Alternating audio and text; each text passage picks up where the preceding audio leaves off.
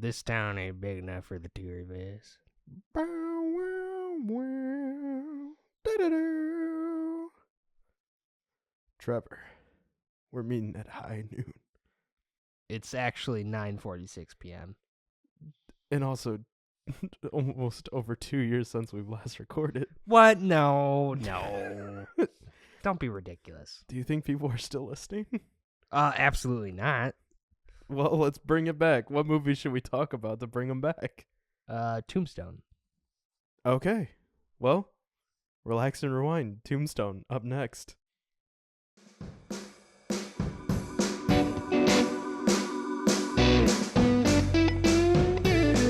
All right. Welcome back to Relax and Rewind. Trevor, it has been a while. You could say that.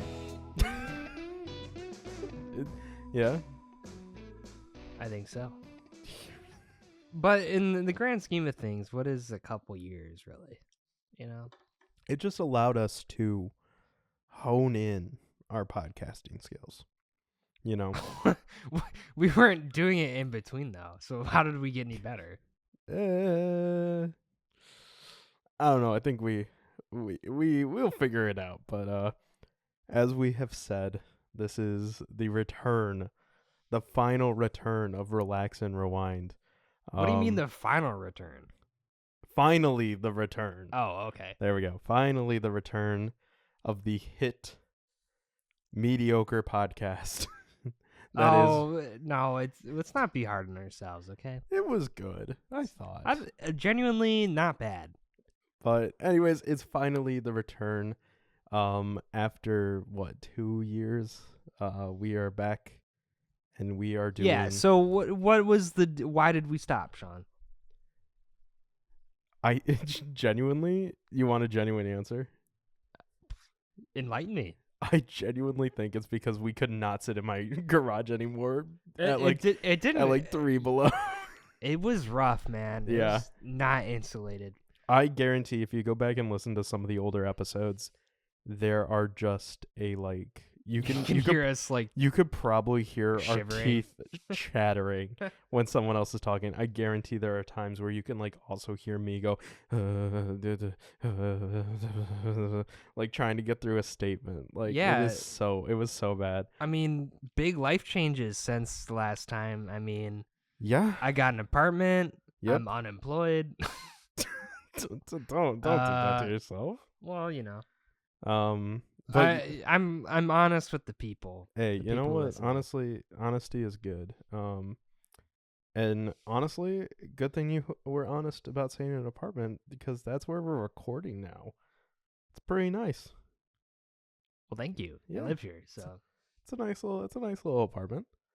It's definitely better than it's better than a garage. It's better than a garage with a especially right now. What is the temperature right now? Because it's legit like single digits outside. It is less than single digits.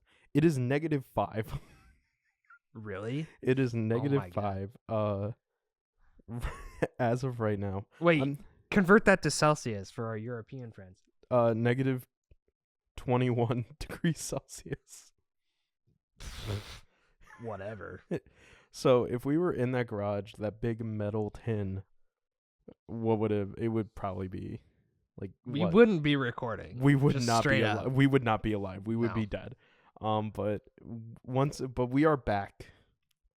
There's been a lot of life changes. Those will probably come to the forefront during conversations. I like to overshare. So So I graduated. That's a no big one thing. cares about that. Okay, yeah, honestly, yeah, probably. But no, I graduated. I got a degree now. What's your actual degree in? I don't know. What? You're gonna make me go into my college? What, you don't just know? You can't just tell us? I haven't gotten the expensive piece of paper. Mine's in biology, so I haven't gotten the expensive piece of paper. Did they kick me? me? They took an extra 6 months to give me my diploma because I made a clerical error, which is so stupid to me. Yeah, but no, whatever. It's stupid. I have it, and I'm not giving it back. While I'm looking this up, but yeah, like as we said, some big life changes, but also, we've stayed friends. I think that's one of the biggest things. We have said that we wanted to boot this back up. We had fun the first time around.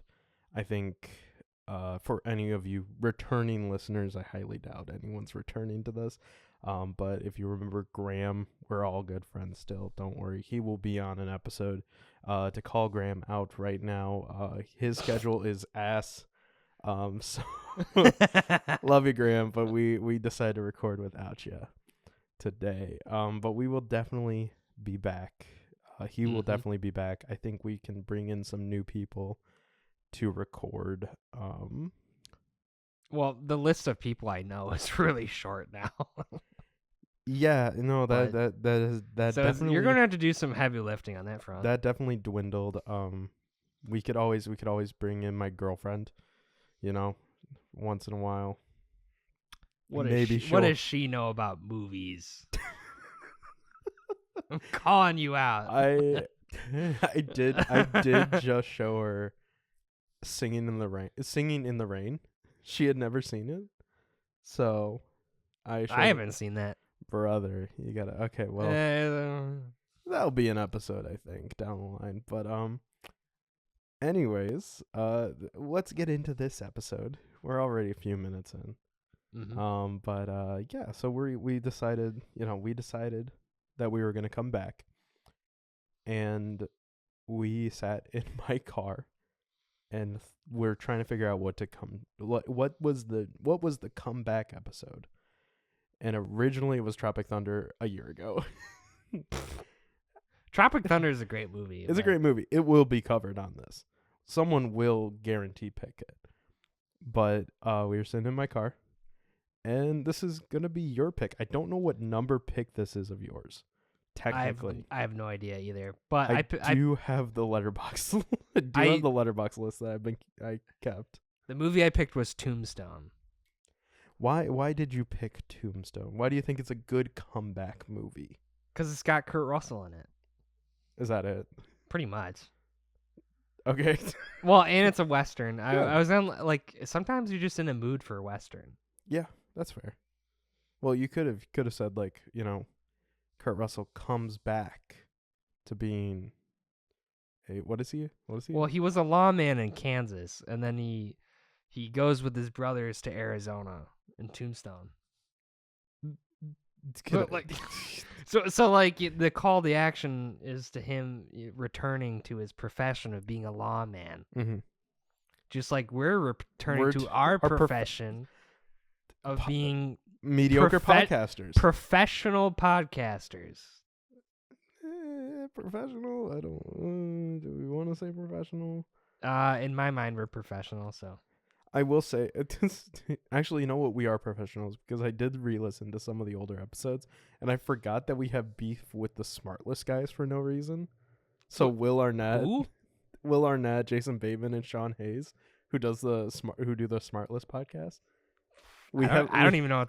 Graham made a mention one episode where he was like, there can only be one podcast, and we're gonna there's a death match going on. And that we just had a beef with the Smartless guys. There should be an Anchorman style fight between everyone who does a podcast. So what? 75% of the white male population? Yeah. It would really thin the numbers out. There's too many people doing this. And we're just piling on, baby. Hey, we want to be heard. So hey, you know what? Honestly, just give White Boy Catch a Vibe, and just starts White Boy Summer's coming up, led by Timothy Chalamet. I'll have you know. Speaking of, since we went on hiatus, has gotten 2 Oscar nominations. Marty Supreme was a fun movie. And this is gonna this is gonna give a certified date on this episode, but the Oscar nominations did come out. And this is a good time to. We're going to, I should have prefaced, we're going to use this first 10, 15 minutes to just talk about the return. If you Of want course. to listen to the Tombstone, but like, come on, you like listening to us. If you want to listen to our start of the Tombstone conversation, Just skip ahead. if you I read am the- going. I if you will put the time code in the description. But yeah, we brought up the Oscars. With this, I do want to preface that I do believe that we are just doing Relax and Rewind for right now. We used to do 2 shows. We did the Fine Cut and Relax and Rewind. We are only doing Relax and Rewind right now. It is just very hectic to do 2 podcasts in a week for us. Not for me. I'm unemployed. Well, I am. So, it's just kind of very hectic. It's also hectic to go and see new releases just because there is a lot of new releases now. So we'll occasionally talk about a new episode. This was a good January, which is unusual. Oh, it was very good. It was a very good January. The Bone Temple. I mean, come on. Have you seen 28 Years yet? I still haven't seen the one before it, but that doesn't even matter. Bone Temple was pretty sick. And It then was. we got the hit movie Mercy out right now. I already saw one video that was like, "This is the worst movie ever." I didn't click on it. I'll watch it later, maybe. An AI movie with Chris Pratt, I think. Well, first of all, it's not the worst movie ever because that would be the Tomorrow War starring Chris Pratt. So it's Second worst movie ever. Honestly, it might be the second worst movie ever because honestly, my least favorite. Let's Chris not Pratt forget movie- about War of the Worlds with Ice Cube. Oh my god! Did you I watch? I didn't watch it. I watched it. It is so bad. It is like genuinely bad, and it sucks that the guy who plays Roderick, Devin Bostic, is in it. It's just like, Roderick, what are you doing in His there? filmography, War of the Worlds, Oppenheimer. Remember we covered Oppenheimer on one of the episodes of the We Fine did. Cut.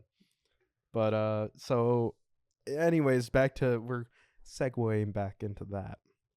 Yeah. So yeah, we're just gonna kind of cover Relax and Rewind right now.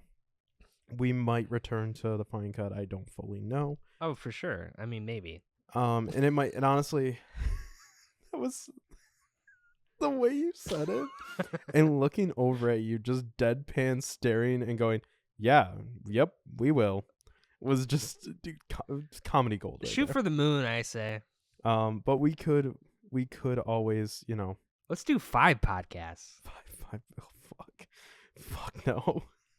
But Let's just record your every thought. record a Truman Show, but it's just podcast. I mean, I think we're in the Truman Show, so Okay. that's fine. Or Or the but Matrix. I think we will reformulate the Fine Cut. I think. We started to do some reformulating of the Relax and Rewind, so it's going to be a little bit different. Not a lot different. Honestly, we just cut a few categories from the awards. We added, I think, 2 or 3 new ones. We have a structure. So Absolutely.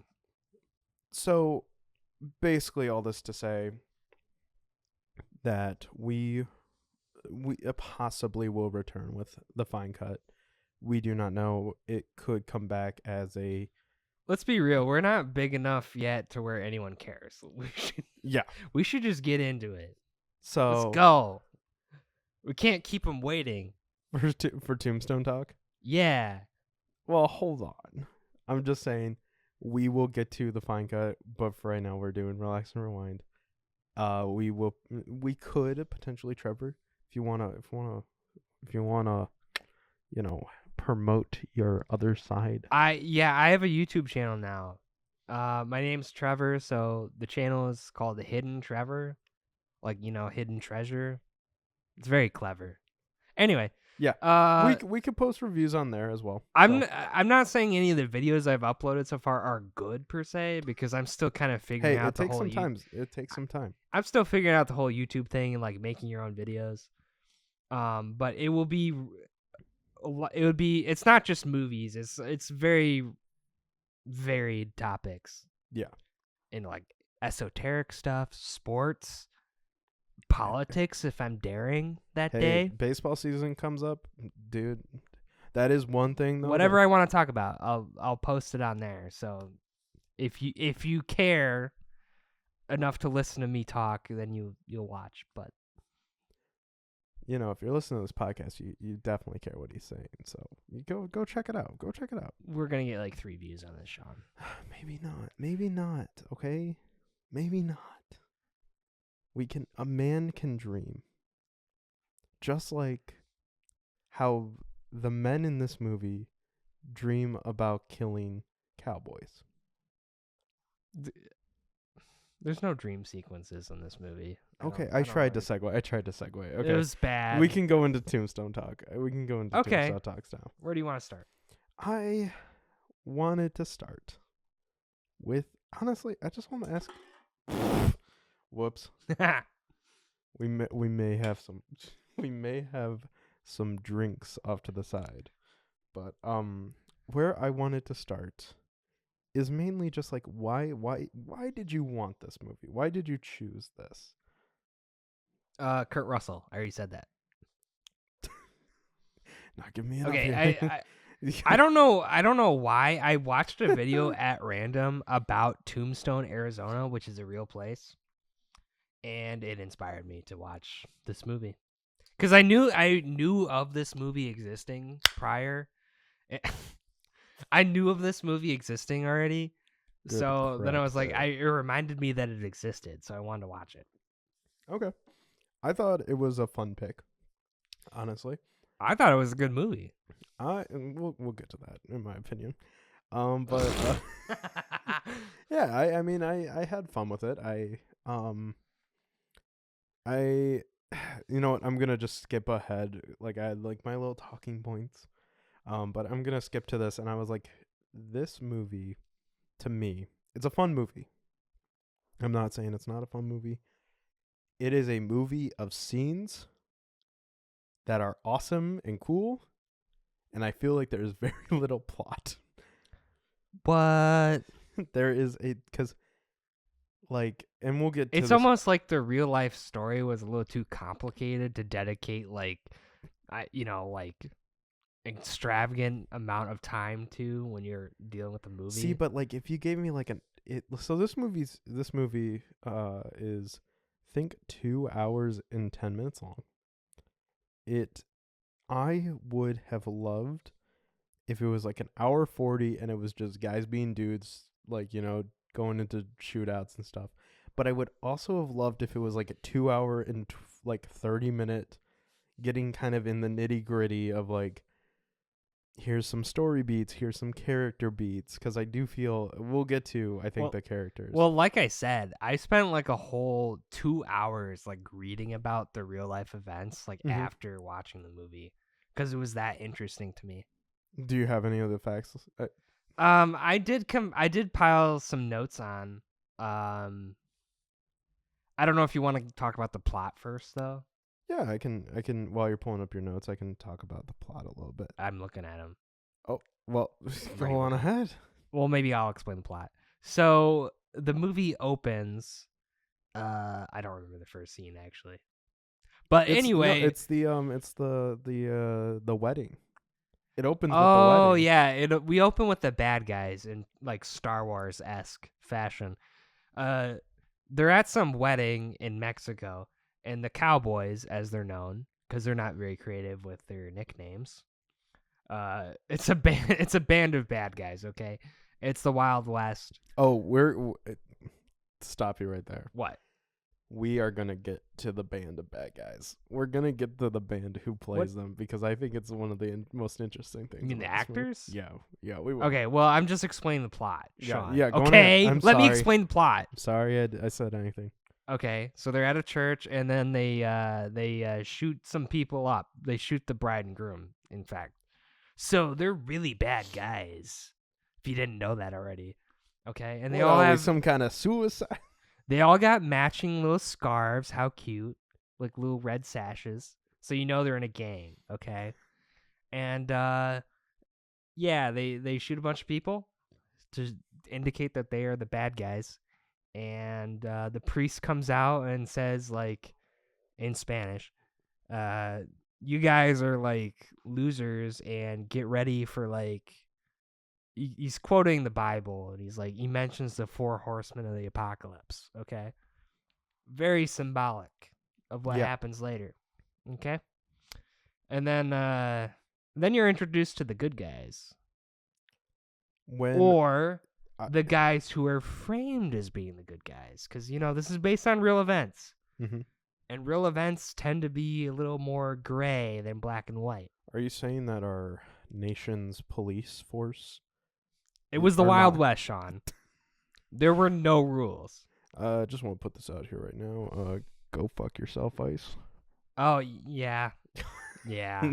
So I mean, that's not even... Well, that's a whole nother discussion, really. So you're saying the lawmen that are fighting them are good?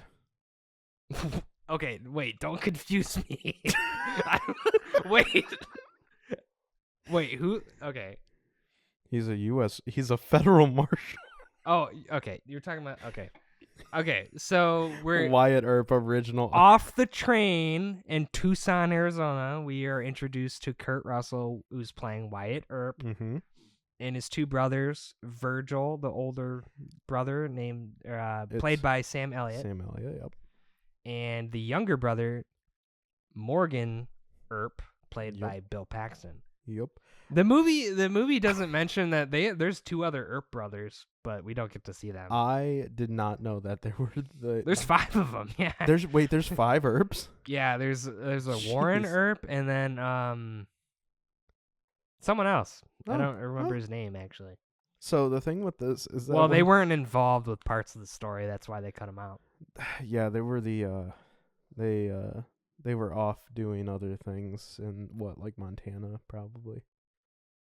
Well, Morgan was doing stuff in Montana. Oh but really? we get- I yeah. literally just chose a random state. No, it's interesting because it kind of gives you a window into like what was going on in the Wild West times, like the Mhm. 1800s.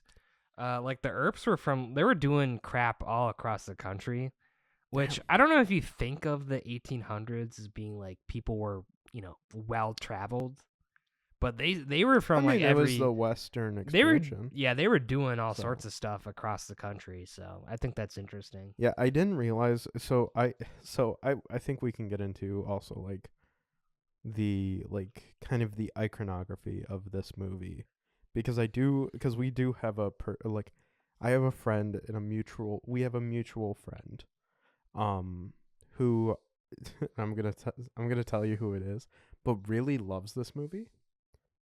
And I didn't realize they loved Really? it. Yeah, they told me about this movie, and I was like, oh, okay. And they told me how much they loved it. And I was like, oh, okay. So because this is the first time I've watched it. Mm-hmm. What about you? Have you seen this before? No. Okay. Didn't see it before. So all I have seen from this is that I've had the Blu-ray for probably 3 or 4 years. Don't look at my Blu-rays over there of Rocket Man and Mother starring Jennifer Lawrence that I Hell yeah. still No. have not watched. Hey, Talking like 7 I years gave later. you some Blu-rays over there. I can see them right now. I gave you No Country for Old Men, Miller's Crossing, Blazing I haven't Saddles. watched them yet. Oh my gosh! Possible upcoming besides- episodes. Well, obviously some of those I've seen before, but like out of Yeah. the ones I haven't seen, I haven't watched it even Yeah. yet. I just gave you Almost Famous. That's definitely gonna be an episode. Mm. All I'm saying. But so I've just had the Blu-ray, and all I know is that shot, the iconic shot of all 4 of them lined up. And for genuinely when they're all 4 lined up, because I love westerns like the 60s. Who's the westerns. 4th one, Sean? What? We didn't talk about the 4th one. We'll get to the 4th one. Okay. We'll get to the 4th one. yet. I need to talk about the 4th one. But I did not realize when I watched it, and he gets off the train and he was like, hey brothers. I was like, wait, so there's the 3 brothers and then just one random guy? Like, totally blew my mind, honestly. I was like, this iconic shot is just 3 brothers and their one friend. Why did that blow your mind? I don't know. It just was weird because I expect like I said, I really like the westerns of the 60s. So Magnificent Seven, they're not all brothers, Like This is based on real The life, Searchers Sean. aren't all brothers. This is based on real life. That's why. Okay. Maybe. Sorry. I don't I'll let know. you. I'll let you finish. I'll let you finish on the plot. Oh well, they arrive in Tombstone, looking to make a fresh start, basically. But together as brothers, like, because they're, like I said, they're off doing their own thing. So they're coming together, and they're gonna start some business ventures together, like as a unit, and they bring their wives with them too. Yeah, and then shit just gets fucked up by the Cowboys. Yeah. And that's pretty much the rest of the movie. So one of my notes is kind of the background and the what you'd call the meta of the time. Okay. Oh, okay. So I see you're bringing in big tech into this. Yeah. Well, no, I'm just. It's you're like the ultimate fan of meta. No, it's like a gamer term. Yeah. Like the modus operandi of the time and iconic place. company Meta. So created by Mark Zuckerberg. In Tombstone, Arizona, what people would do is they'd cross the border into Mexico because, back then there was no fence or a great, big, beautiful wall or anything like that. There was just and that's why we need ice. Well, we're not getting into that. So they would just cross the border and they'd steal cattle, okay, bring them back to Arizona and sell them because I guess Mexico had some kind of overpopulation. No, cattle? Import or export taxes or whatever. Oh, okay. So it was a way to make money quick and fast. And then of course you can imagine the Wild West. It was really hard to enforce laws because you just go and hide in the desert for a few days and then everyone just thinks you're dead. That's the funniest part of this movie for me is because it's like playing cops and robbers. Basically, there's no rules. You know what I mean? There's scenes in this movie where there's no cameras, there's no fingerprint matching or anything like that. Although I will share a detail later, maybe when we get into the meat of it. There's the Earps are kind of good detectives, actually. Oh shit! Okay, I'll get into that later, maybe. But what I was gonna say is there's a scene in this I don't know, I don't remember if it's early on, but there's a scene I think when they come into town, or no, it's when they meet the two guys that will later team up with Wyatt, the one I forgot what their names are. They got some funny names, but Texas Jack and yes. Turkey Creek or something. Turkey Creek, man. Yeah. He's got a name. But they both come out of a saloon and they're we're gonna rob or whatever, or they kill somebody. Wyatt's why'd you shoot that guy? And he's you looked at me funny. Or exactly. It's that. They just shot a guy, killed him in the street, and then they just are all right, I guess you gotta go to jail for a night. All right, you're going to jail. All right, you did your time. It's literally the SpongeBob. Pretty much. That was the Wild West, though. Balloon. Well, it's okay, if you murdered someone in the street, it's was there any witnesses? No. Well, okay, I guess you're good to go. Because that happens later in the movie with one of the cowboys. Yeah, it's literally just Wyatt, being the good person he is, he protects one of the cowboys later from being shot in the street in retaliation. He's he's got to stand trial. And then the judge is there's no witnesses. He's free to go. Because that's just how the Wild West Even was. though it's clearly he did a bad thing. I think there's one or two witnesses on the street. I think we would have had at least something of a trial. Well, maybe they were too afraid to say anything because the Cowboys are a gang. Well, put one of them away, and the whole gang goes down. No, that's not how that works. As demonstrated very clearly in this movie, that's not how that works. But anyway. But I think this gets to my bigger point of this movie that I'm I like it, but it is a movie of scenes with when you think of this movie, or when I at least think of this movie. Well, okay, this is mostly just from Wikipedia, okay, but there's nothing wrong with that. Yeah. I did want to point out one criticism of this movie from a critic. Mm-hmm.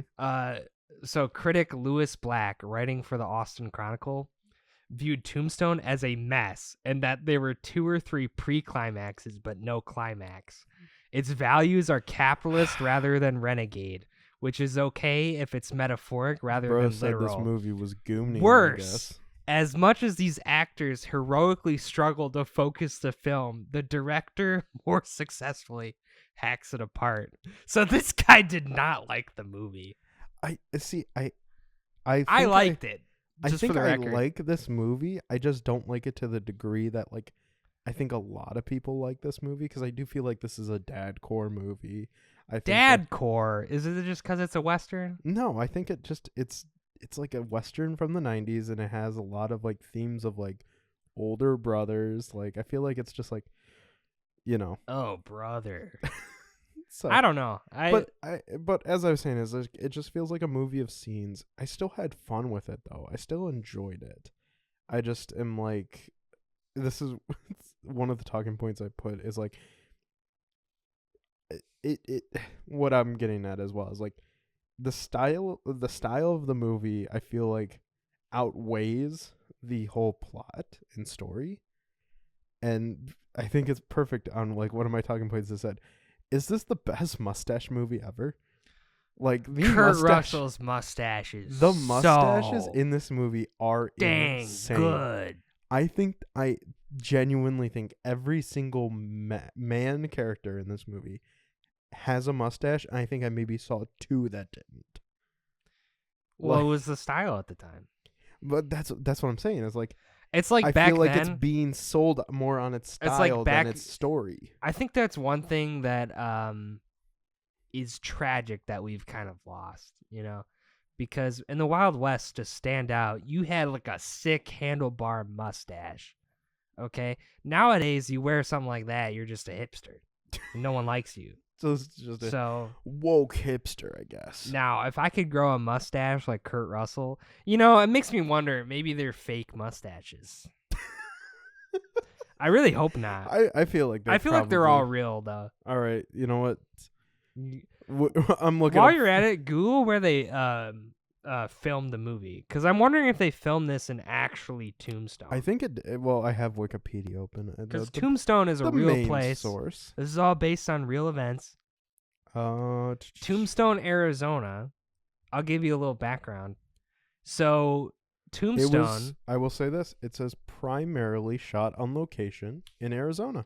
That's awesome. Well, Arizona, not necessarily the actual Tombstone, right? Well, I think with it saying primarily on location, I think it means in Tombstone, Arizona. That's so cool. Tombstone was a silver mining town, just like many towns in the Wild West. But it had a lot of wealth right off the bat because of that. So it attracted many professionals and merchants who brought their wives and families, things like that. So there was a lot of churches and ministers. By 1881, the town boasted fancy restaurants, a bowling alley, 4 churches, an ice house, a school, an opera house, 2 banks, 3 newspapers, an ice cream parlor, Hell along yeah. with 110 saloons, 14 Wait. four- 110 saloons? Yes. They're getting fucking lit. 14 gambling halls and numerous brothels. Let's go gamble. Okay, all 14, situated among a number of dirty, 14 hard-scrabble gambling mines. halls. 14 gambling halls, really? Yes. They should have been more. Let's go gambling. Well, so it's we love gambling. the here. Earps arrived in Tombstone in 1879 when the town still had a population of like 100. In 2 years, there's like thousands of people there. So the growth was like so they bring amazing. them? Is that what it's? Yeah, so in the movie, so I think this is one of the criticisms of the movie, probably from a lot of people, is we're introduced to the Earps, and we kind of get to know them, Mhm. and then we're slowly introduced to the cowboys, okay? And then kind of just like a lot of nothing happens, where like, they're kind of picking fights with each other, and there's some tension building there, but there's not a lot going on per se. But it's important to note that some things in real life are a little bit different. Like in 1879, when the Earps arrived there, it's like Virgil, the older of the Earps, was like set to be deputy U.S. Marshal there, like right off the bat. Whereas Oh. in the movie, the Earps are kind of shown as being like reluctant to get back into being lawmen Mm-hmm. because Wyatt was a lawman in Kansas. He was retired, right? But like I feel like that and That's to go like back, that's an artificial way to construe some conflict in your otherwise, because like the first part of the story, there really wouldn't be much going on besides some rising tension between the Earps and the Cowboys. see, but I feel like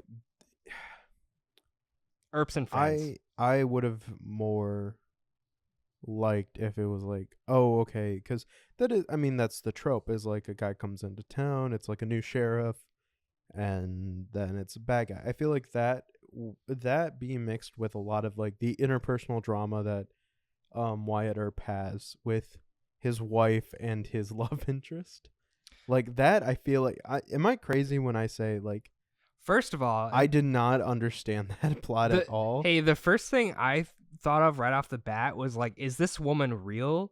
Is she like an actual historical I thought figure? the exact And same thing. she is. She is real. She is real. So so Wyatt has a wife. She's like who gets addicted to opium. She is addicted to drugs, kind of a mess. Hell yeah. And Is then she, and top then there's five, I can fix her. So there's a traveling troupe that comes into town featuring Josephine, and I don't know the actress's name, sorry. But yeah, I don't. Among the troupe is her and Billy Zane, which is hilarious. Oh, okay. If we're gonna hold on, should we get into this? Should we get into the casting of this? The casting is elite, man. It's I'm so just saying. good. I think we should get into the casting. Yep. Of this after you finish your finish your thought. Well, I was just saying that so the traveling troupe comes in. She's a beautiful actress. So Wyatt immediately is like, "Oh, she's kind of pretty. Oh my god," Hey. Even though he's got a wife. But she is in a relationship with the town sheriff or the. So a big aspect of the story in general is like town sheriff versus like U.S. county sheriff. And who gets to fuck Josephine? Well, yes, but like so literally just like every FBI movie you've seen, it's like, who's got jurisdiction here? It's just like that. Yeah. But like it's accurate to the Wild West, because those were actually important things at the time. Mm-hmm. No, yeah. Like but that's the thing with it, is like I'd rather have taken like a 2 hour and 30-minute like Wyatt Earp, like, and his brothers, of course, just like a kind of like interpersonal drama that is also like, you know, is like in the style of the 60s westerns, where it's like sheriff comes into town, bad guys happen, sheriff has to step up, well, loses, Sean, and what you're asking for is like a different adaptation. Let me tell you about Lawrence. The events of this story has been adapted so many times, including like a year later featuring Kevin Costner in a movie just called Wyatt Earp. That I looked it up. It's not a year later. It is like less. It is 6 months. So it's Tombstone, a twin movie situation that happens all the time.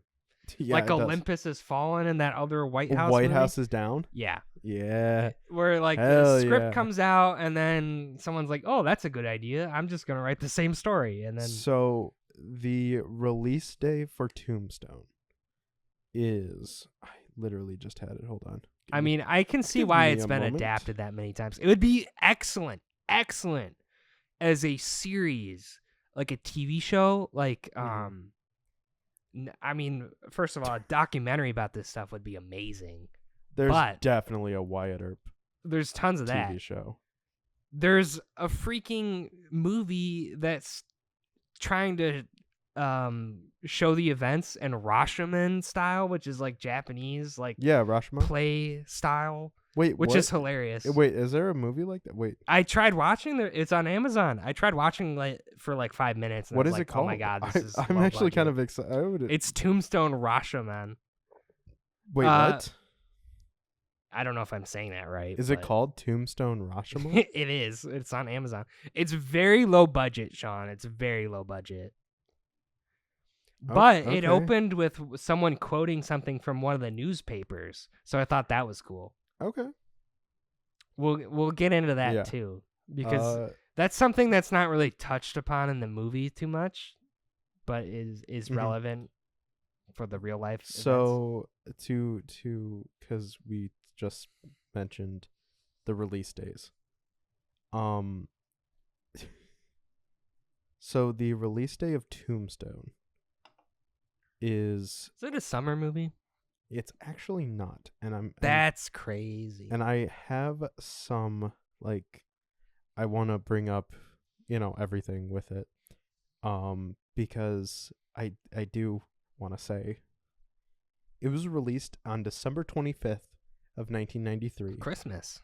and then Wyatt Earp, the Kevin Costner. Oh my Lawrence, gosh! There's a scene that happens late in the movie. It's on. This is a It's like Christmas during the movie. snow. It's just like Die Hard. It's just like Die Hard, guys. The Put Wyatt this in your Earp Christmas with, movie rotation. You might as well. I mean, hey, If your bar is like there's a scene set during Christmas time, then that qualifies. that is such a fucking dumb thing. But anyways, the Wyatt Earp, Lawrence Kasdan, Kevin Costner was released June 24th, 1994. So like almost 6 months to the day later. And it didn't do very well. Whereas Tombstone did fine. I was just about to pull up the box office mojo of this because I Yeah. do find it funny. I do find it interesting, especially when I want to get in to more the behind the scenes characters, actors, all that kind of stuff. Because this honestly, I wrote down how many 2, 4, 6, 8, 9 actors who are not the main four that you definitely know their name from somewhere, or at least know their work. So we have Billy Zane as the performer, The as you theater mentioned troupe already. guy. Yeah. Charleston Actor. Charlton Heston, who is an iconic. Basically a cameo in this movie. He's basically a cameo, but At the he is an end. iconic 1960s actor. Not so much good with his politics. Do you know about? We don't care about that. It's a movie. Hold on. Do you know about Charlton Heston's? No. He was I'll just put it this way. He left the Democratic Party to become a Republican. Oh no. And he supported Ronald Reagan, and he was a 5-term president of the National Rifle Association. NRA guy. Yeah, so he was from 1998 to 2003. I wonder what he would have thought of weapons. So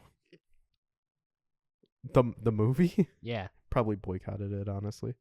Was like, I don't want that. The dream sequence with the gun would have made would him have mad. fucking he would have creamed at the gun, and then he was like, wait a minute, this is about school shootings? They're trying to say something bad about guns. About guns? I don't like that. That ain't like that. And then his cum would just go right back in. Charlton Heston's the guy from Planet of the Apes, right? Yes. Like I said, You iconic. Damn dirty apes. Yes, iconic. Like his Tombstone is number 6 on his movies on Google. It's Ben-Hur, 10 Commandments, Planet of the Apes, Soylent Green, The Omega Man, and then Tombstone. And he's just a cameo in Tombstone. And he really is just a cameo. But so we have we already said Kurt Billy Zane. Russell's Wyatt. We're not talking about Kurt Russell. I'm Oh. saying these are just the side characters. Yeah. John Corbett. You got the Sandman in this movie too. We did. Okay, I was questioning. I was like, Adam Sandler's not in this movie. I was like, what the fuck? No, not Adam Sandler. Yeah. So you mean the Sandman from Spider-Man. We'll get to him. John Corbett, who I only know from like My Big Fat Greek Wedding because my parents love that movie. Terry O'Quinn, who was on Lost. He was like one of the people on Lost. I think he's a singer. I don't know. We're definitely Gen Z. He's an actor. Never mind. Whoops. He is like a soap opera actor from Beverly 90210. Jason Priestley is in this movie for some reason. But then here is the 5 names that I was like, when I saw them on screen, I was like, no fucking way this guy's in it. The Sandman, Thomas Hayden Church, who I recognized him. recognized him. I heard his voice and recognized him immediately. Yeah. Then also Billy Bob Thornton. Who was he in the movie? He was the gambler when Wyatt first comes into the main like bar setting. Okay. He's the one that's like, was he the one like sitting at the table before yes, Kurt Russell Yes. kicks him out? yeah, he's the Okay. one that Kurt Russell says like, you're in my seat, like Oh. as soon as he comes in. Okay, so he had a very small role. Yeah, very small role, but Yeah. like Billy Bob Thornton, fucking. Another thing that has happened in the past 2 years is I've watched at least one episode of Landman because my girlfriend's dad really likes that show. Very cool. But Billy Bob Thornton, Michael said- Biehn? who's the Michael Biehn? He's Ringo. I- Johnny Ringo. I honestly did not even know who that guy was. You don't know who Michael Biehn is? I don't know who Michael Biehn is. He's in Terminator. He's See, there's the thing. I haven't seen he's- Terminator. What is wrong with you? Yeah, I haven't seen Terminator. Have you seen Whoopsies. Terminator 2? If I haven't seen the first Terminator, would I I- have seen Terminator? I don't 2? know. It's not that weird to see it. But anyway, Michael Biehn, he's in it's funny cuz he's in Terminator, James Cameron movie, and he's in Aliens, which is also James Cameron. Mhm. So he worked with James Cameron a lot. Well, you know who else worked with James Cameron? Another actor in this, Stephen Lang, Korich from Avatar himself. Stephen Lang. What? Really? What Yeah. What character is he? I don't He even plays like the one that's like. I saw his name. I just didn't put two He- and two together. He does not look, because we know He's Stephen way Lang, younger, right? way younger. We Yeah. know him as like the Avatar, white hair. Oh, was he Ike? He wasn't Ike, was he? I don't know. I genuinely do not know their names. I'll be See, I completely read honest. about all the events, so I know who they're Yes, supposed he's to Ike. be. Yes, Yeah. Stephen Lang is Okay, that makes sense because he's got a He's he's General Korich. got a big beard in this movie. He plays the coward cowboy, the cowboy who's like a sniveling Korich. coward. Korich wouldn't have done that in Avatar. I don't know if we mentioned this, but the cowboys call themselves the cowboys because they like steal cattle. Wait, is that actually it? Yeah, that's because, like I said, they'll go to Mexico and they'll steal cattle and other goods. See, I think They'll I come think back this to is- Arizona.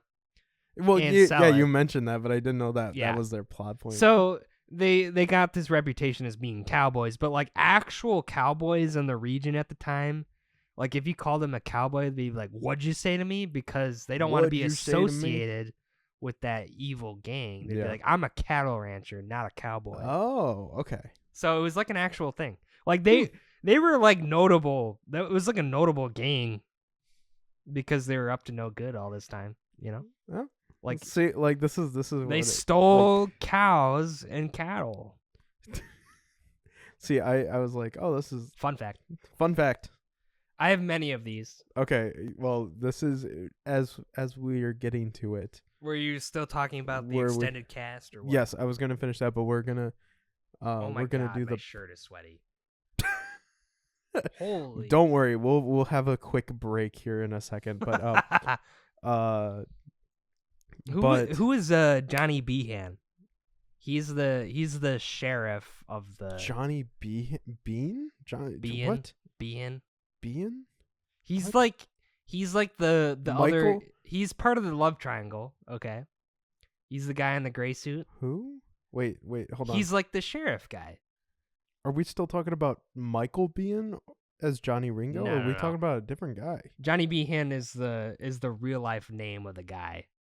Oh. He's like the sheriff. That's the other that part of is the love an triangle. actor named John Tenney. Okay, I didn't know who that was. I didn't know who that was either. Sick mustache, which also They all I had sick mustaches. I did find out all the mustaches were real. Majority of them. Yes! Majority of the mustaches were real. It says here that except for John Tenney's. Oh, that coward! He couldn't grow one. So Well, anyways, that fits his character actually. anyways, He's kind of a scumbag. the last one that I had was Michael Rooker Yeah, I liked Michael seeing him. Rooker plays one of the guys who is from the Cowboys gang, He but has defects. see, and this was what was very weird because like I was not expecting that scene where he kind of goes, they say like he says they shot like the woman too, or they shot his woman down or whatever. There's a straight up assassination attempt. Yeah, in this and he's movie. like he shot his woman down, and that's when and there's like a dramatic of him pulling it off and like throwing it on the ground, and then yeah, like he a throws lingers his on sash it. down. Yeah, Yeah, but like I was like, oh okay, Michael Rooker is. I guess he just left because he kind of he has a weird like shot in the first scene where you're like, what the fuck is this guy? Like, why are we What? lingering on this guy? It's And then 'cause it kind of he comes joins back in Wyatt the end. Earp later. That's why. Yeah, so We didn't even talk about Doc Holliday yet.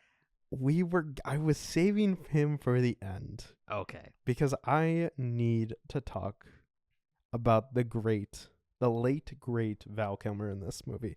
Yes. We are in like minute 40 of this podcast, and we are just now mentioning Val Kilmer, and I wanted to do that because I think that This one should honestly, be like 2 hours. Honestly, this. I've got a lot to talk about. Okay. But like he is. I think this honestly. I will say this. He is the best part of this movie. You think so? I think so. I think that he has the best role, the most iconic role. The I wrote in my notes, best sick acting. I think he has like such good sick acting in this, where he's just like coughing, like literally coughing up his lung. Doc Holliday had tuberculosis. Yep. Yes. So he he went from his East Coast life and he decided to go to the West because the dry air.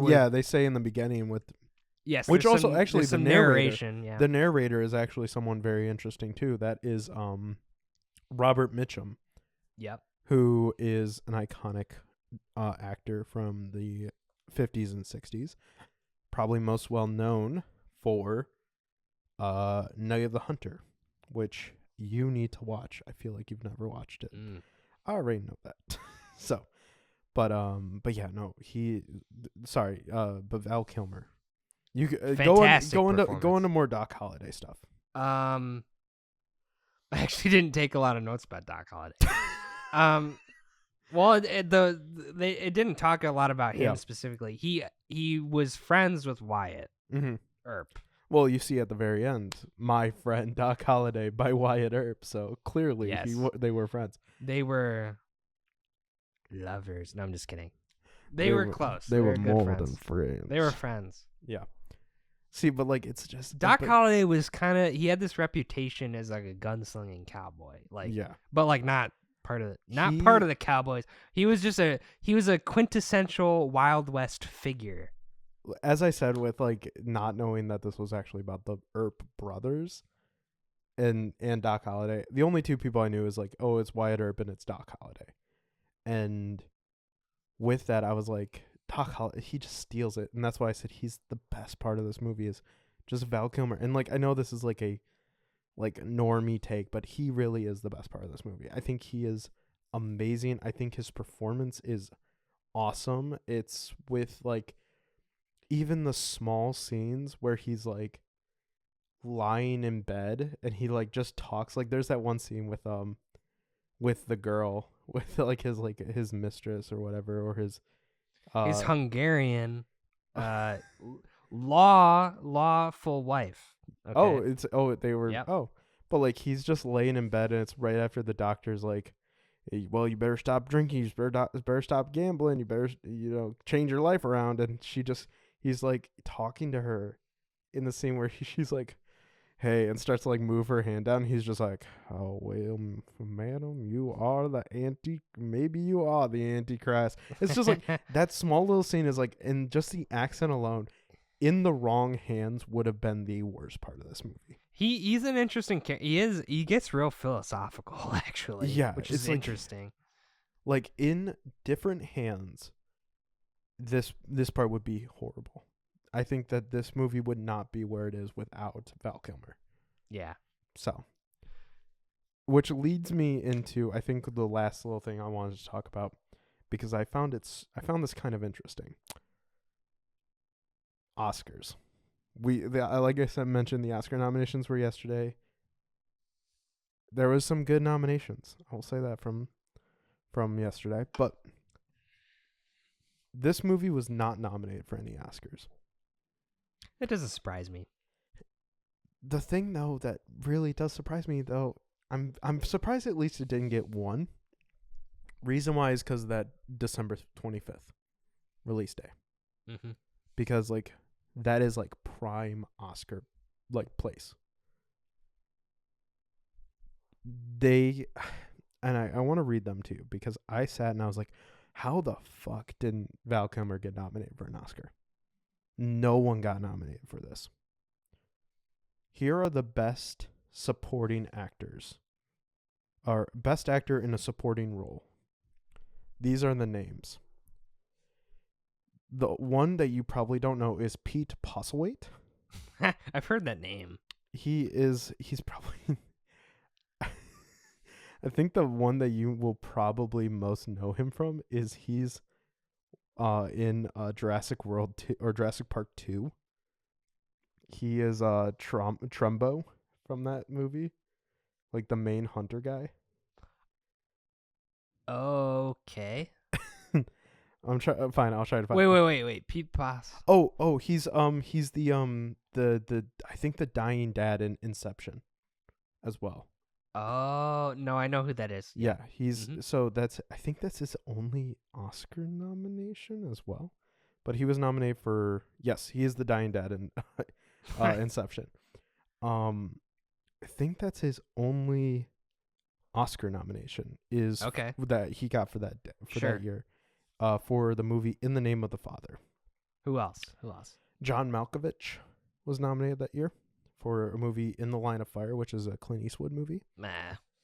Ray Fiennes. Well, we like him. Schindler's List? Schindler's List. Okay. This is Schindler's List. Okay, well, I don't think Val Kilmer did better than Ray Fiennes in that movie. The other one nominated. I'll give you the winner at the end. Okay. Leonardo DiCaprio's first nomination ever. We know he didn't win. For What's Eating Gilbert Grape. Yeah, we know he didn't win. And the winner was Tommy Lee Jones in The Fugitive. Ha! Okay, The Fugitive is an awesome movie, but yeah, I don't know. Out of that group, Val Kilmer maybe should have been considered. Yeah. I think he should have got the Malkovich. Yeah. I think I haven't seen In the Line of Fire, so he might be. I might watch The Line of Fire in like 5 years and be like, never fucking mind. John Malkovich is amazing, but I'm pretty sure. Like I don't want to like go off of like, well, John Malkovich, like like oh well, this person deserved an Academy Award, but like Malkovich was nominated a like in 1984, and then he was nominated again in 1990. So this was his second nomination. I think they should have given Val Kilmer John Malkovich's spot, because I think like I'm biased, but yes. He already, because like Ray Fiennes, I think guaranteed lock. Did he win? No, he didn't. Who won? I just said Tommy Lee Jones. Sorry, I got the memory of a goldfish. But like you say, Fugitive's a great movie. It is a great movie. Leonardo DiCaprio, maybe even get rid of him. Man, is The Fugitive better than Tombstone? I haven't seen The Fugitive, so oh my god, you need to watch The Fugitive, man. But it's like the thing where it's 1993 was a really good year for movies, dude. It was Jurassic really Park came out. Mm-hmm. It was a good year for movies. Here's the best picture nomination. These are the 5 best picture nominations: Schindler's List, which won. Yeah. The Fugitive, In the Name of the Father, The Piano, and The Remains of the Day. Yeah, Tombstone wasn't gonna compete with that. Tombstone is not like, it's not Oscar bait per se. I think it was Oscar bait, but maybe because of the cast, but yeah, I feel like it was Oscar bait, but it had too much competition that year. Some like other movies was like Philadelphia. Tom Hanks won his I think his second back-to-back Oscar this year, or it might have been the first of the back-to-backs. for Forrest Gump and no, this is the first. So it was Philadelphia and Forrest Gump. He won back-to-back years. This is the first one for Philadelphia. He was going up against Daniel Day-Lewis, Lawrence Fishburne, Anthony Hopkins, and Liam Neeson that year. Ooh, Like, yeah, damn, it is a great stacked. like other movies that were nominated: The Age of Innocence, The Firm. So in a lot of ways, I think Tombstone was probably overlooked a little bit, but you know what? Yeah. It's still, I think it's a good movie. I don't care what Lewis Black of the Austin Chronicles says. You know what I'm saying? I do kind of agree with his Robert his Altman. pre-climax. Robert thing, but Altman was nominated for Best Director for Shortcuts that year. Jim Sheridan for Name of the Father. James Ivory. Oh my! Like it's a stacked cast. It like a stacked year, honestly. I think we're getting into the weeds too much about the other movies that year. But like but that's the thing is like even It though was it's a good year. even though it's a stacked even though it's like stacked year, I do think they should have found some room for Val Kilmer's performance in this because he is amazing. I mean, I like Kurt Russell too, man. See, I'd say like see, a lot the of the best other actor- parts. A lot of the other parts are a little bit too small to really say anything Yeah. about. Like Bill Paxton's a pretty small role, even Yeah, though he's one of the exactly. main guys. Virgil, Sam Elliott doesn't have that many lines. Before we go on a quick I break, love Sam Elliott. He's the dude, man. before we go on a quick break because I think we've just crossed over an hour. Bro, we didn't even get to like the central thing that this movie centers around. What? The gunfight at the OK Corral. Oh, we can get to that. We'll get to that when we get to the awards. Don't worry. What?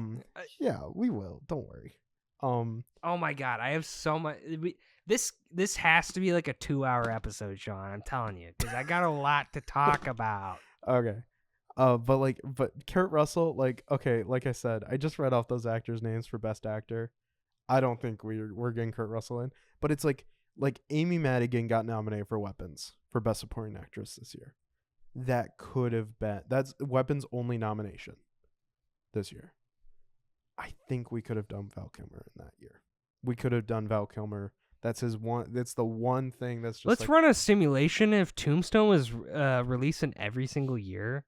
No, going what I'm back saying to is like 1920. no. What I'm saying, what I'm trying to get see at how is, many like, awards it would have won. what I'm trying to say is like like something like the I I compare it to when something comes out really dictates a lot. but that's the thing. It's like in that December release day, like If it came out in 2020, it would have swept. No, Nomadland had that shit unlocked, bro.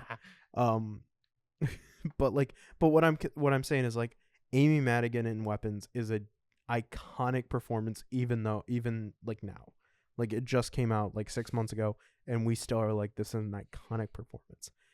Val Kilmer's performance in this is iconic, and I think it should have been nominated. I do think that we should have either taken away John Malkovich's or Leo's. I bet you there's someone nomination. listening to this who's like, really, Sean? I mean, his accent was weird. The whole It's so good. It's so good. What are you talking about? But before we go on to break, I do want to say, I kind of looked. I did a little looking. Okay. Because the Val Kilmer nomination, the Val Kilmer snub got me thinking. I'm like, how many, like, the four main guys are Kurt Russell, Val Kilmer, Bill Paxton, and Sam Elliott. Yeah. Iconic actors.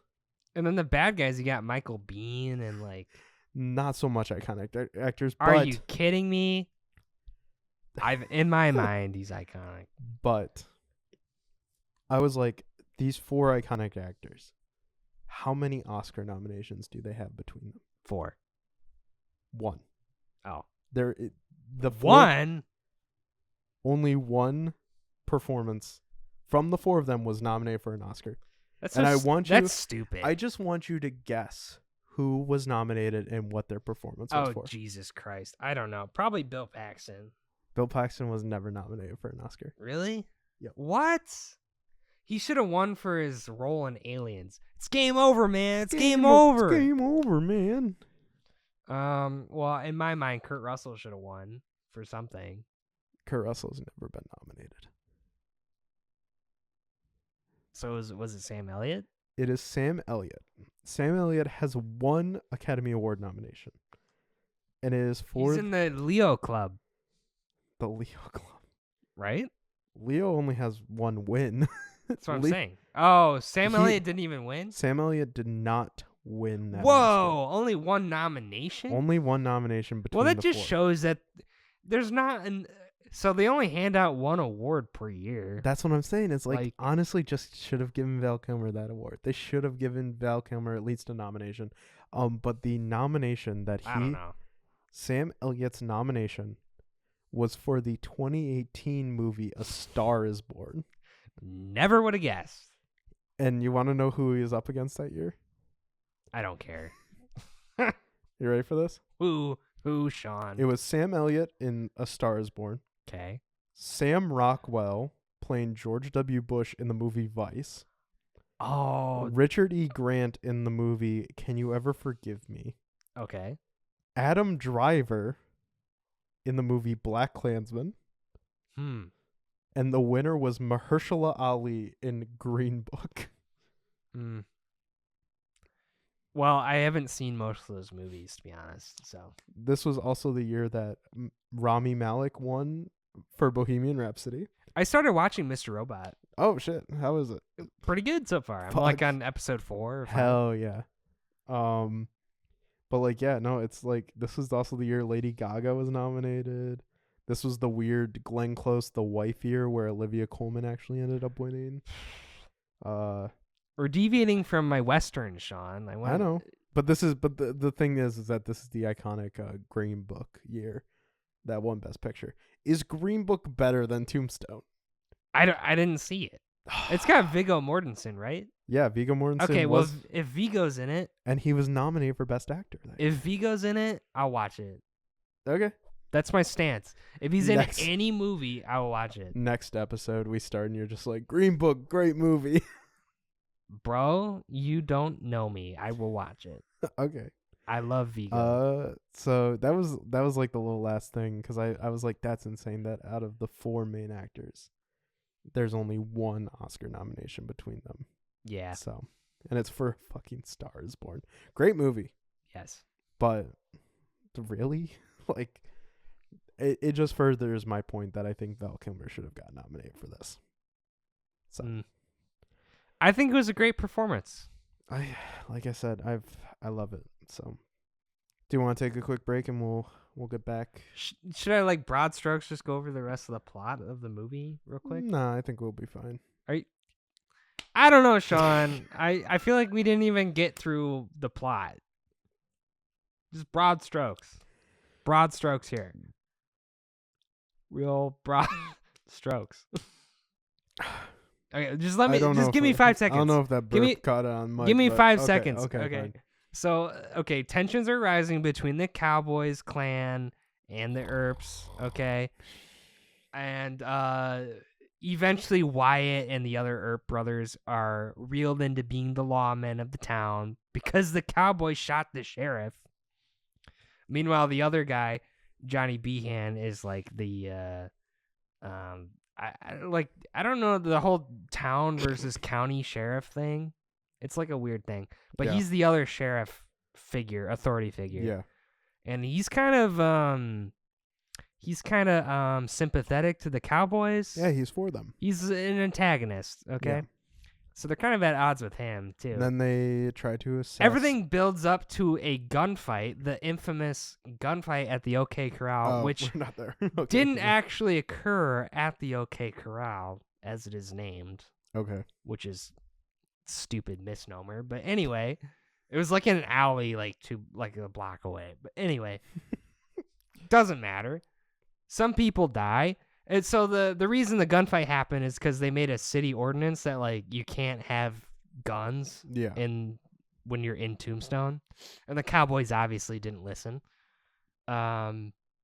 So that prompts them to go and disarm them, but that leads to the gunfight. And after that, the Cowboys take revenge. They shoot Morgan. They kill Morgan. He dies. They shoot Virgil. He's maimed and has to leave Tombstone. And So Wyatt, it makes mention in the end that he or not even at the end, he like the doctor, while he's tending his wound, he's like, he ain't gonna have the gonna have his bro, the doctor in mobility. this movie, the doctor was useless in this movie, but such was the Wild West. He just kind of shows up to treat 3 of the 4 main people. Doctor's useless. The doctor in real life, by the way, was in a house that was rented out by the theater troupe lady. Oh, I kid you not. okay. So that's why Dr. Goodfellow. Anyway, yeah, so the gunfight happens. Leads to assassination. Yep, assassination attempts on and the an assassination. Yep, so he sends them. Wyatt is on a vendetta run now. Yeah. They so they send Virgil off on the train, and the cowboys were gonna shoot and kill him and Wyatt, but Wyatt kind of saw that coming. So then he kills one of the cowboys. Ike, the cowardly cowboy, is left alive to send a message back that the cowboys are done for. And then Wyatt, and with help from Doc Holliday, go on a vendetta tour and get rid of the cowboys. That is the plot of the movie. Yay! Break time? Yeah, break time. Hell yeah. We'll be right back.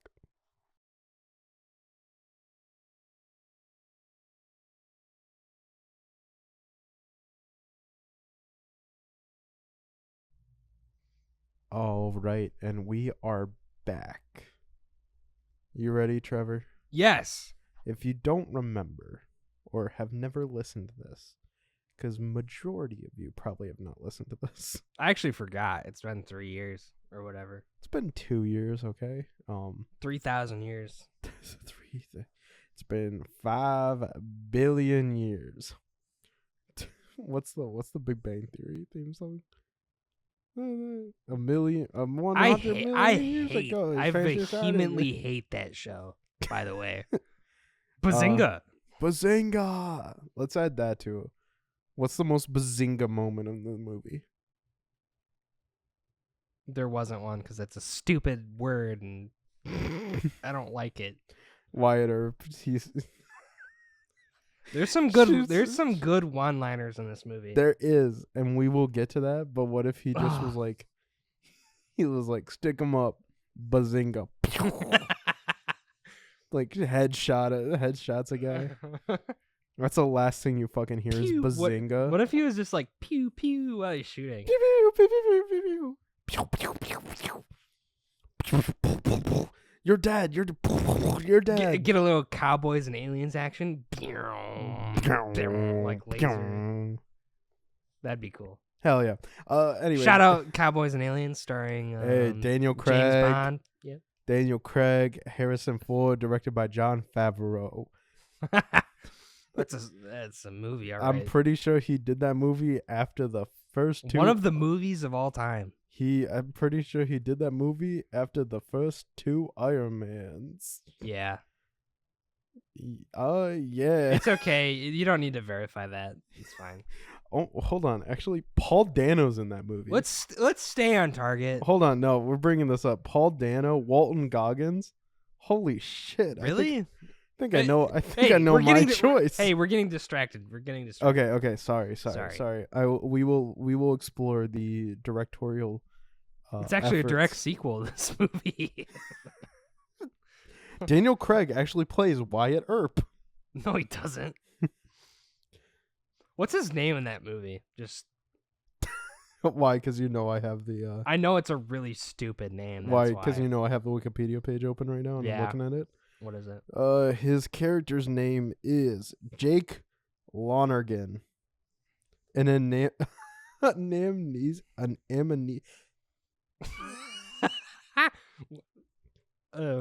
amnesiac outlaw. Harrison Ford plays Woodrow Dollarhide, a powerful cattleman. Dollarhide. Sam Rockwell plays Doc. Paul Daniel plays Percy Dollarhide. Is Sam Rockwell's character based on Doc Holliday? Well, there Now it going is. conspiracy corner. There- Okay, continue with the anyways, movie we're talking about, okay. Tombstone. So as if you've listened to the show, or if you have, if you're just joining us, what we do is we do a little section of what we call Fact Corner. We give it a little subtitle. Trevor, have you thought of what you're going to be calling your Fact Corner? Wild facts. Hey, okay. And then we also to remember our great friend Graham, who is not here on this recording. Sadly, he died. No, I'm just kidding. No, he's still alive. He just has damaged his foot like 20 different times.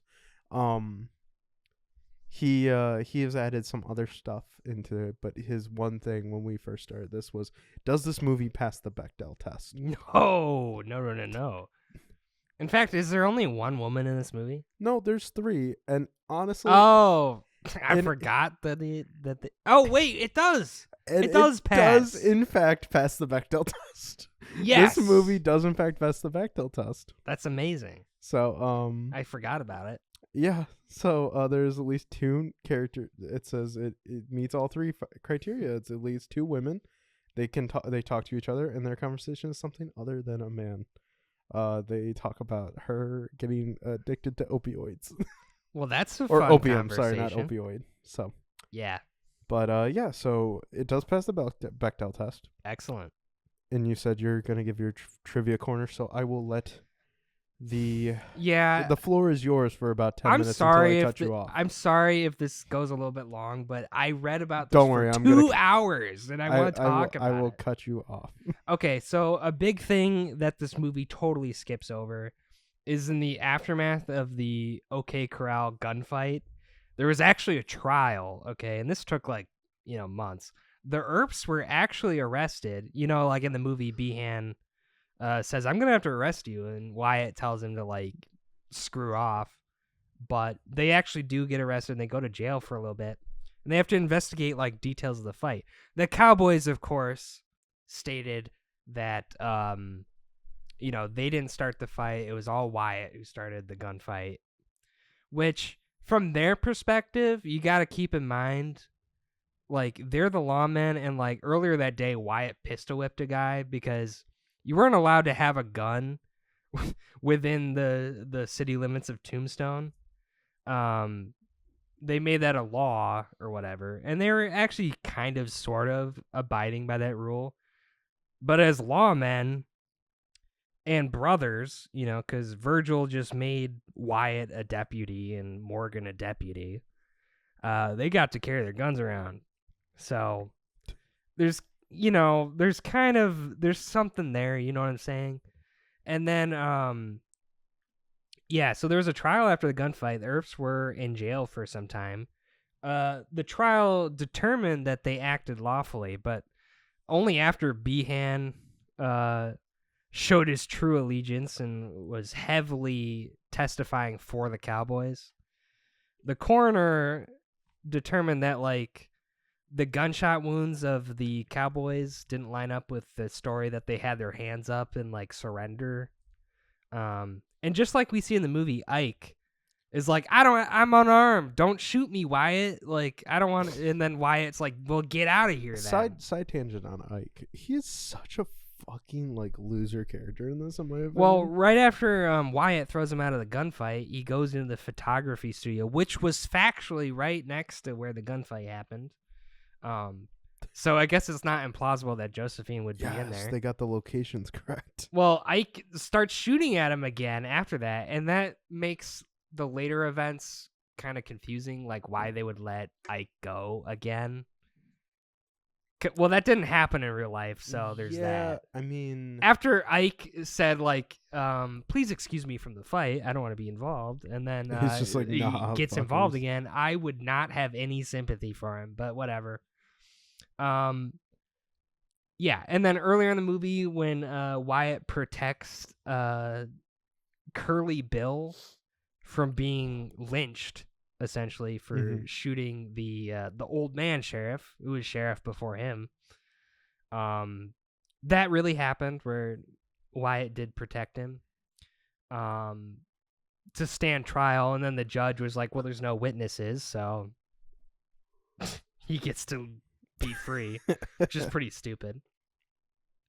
Yeah, and then I'll touch on the newspaper situation.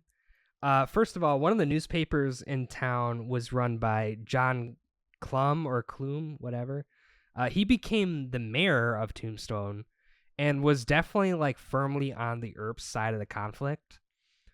He ran the Tombstone Epitaph, which is like the coolest name for a newspaper ever. If you know what an epitaph is, it's the writing that you put on a tombstone. So that's really cool. Yeah. And then there was a rival newspaper called the Daily Nugget. That was owned by the publisher Harry Woods. Okay, keep that name in mind for a second. So, like I said, Johnny Behan shows his true allegiance to the Cowboys. But if I don't know I don't know when the gunfight happened in relation to some of the stuff. Sorry about that. But in 1880, what the heck, Trevor? You're not a historian at this. You just I'm sorry. You read I'm sorry. it for 2 hours. I'm sorry about that. Let me just Google it real quick. Yeah. Okay. While you're doing that, I'm looking at the IMDb because I was like, to be completely honest, I was like, oh, usually our trivia is like about the movie, like. Okay, so it's important to note that the gunfight happened after a lot of this stuff because so like the movie kind of glosses over a lot of things because it's basically just rising tensions between the two factions here. In 1880, election for Pima County Sheriff, there was so remember, Democrats and Republicans were flipped back then, I think, right? I don't know. So there was this guy who ran against... You're just trying to cover that you are... I'm just giving historical context here. So there was a guy named Scheibel who ran against Republican Bob Paul, who was expected to win. Votes arrived as late as November 7th. For November 2nd was they should have. And so you're saying Scheibel was unexpectedly reelected. Oh. He immediately appointed Johnny Behan as the new deputy sheriff for Eastern Pima County, a job that Wyatt wanted. A controversy ensued when Paul uncovered ballot stuffing by the Cowboys, and he sued to overturn the election.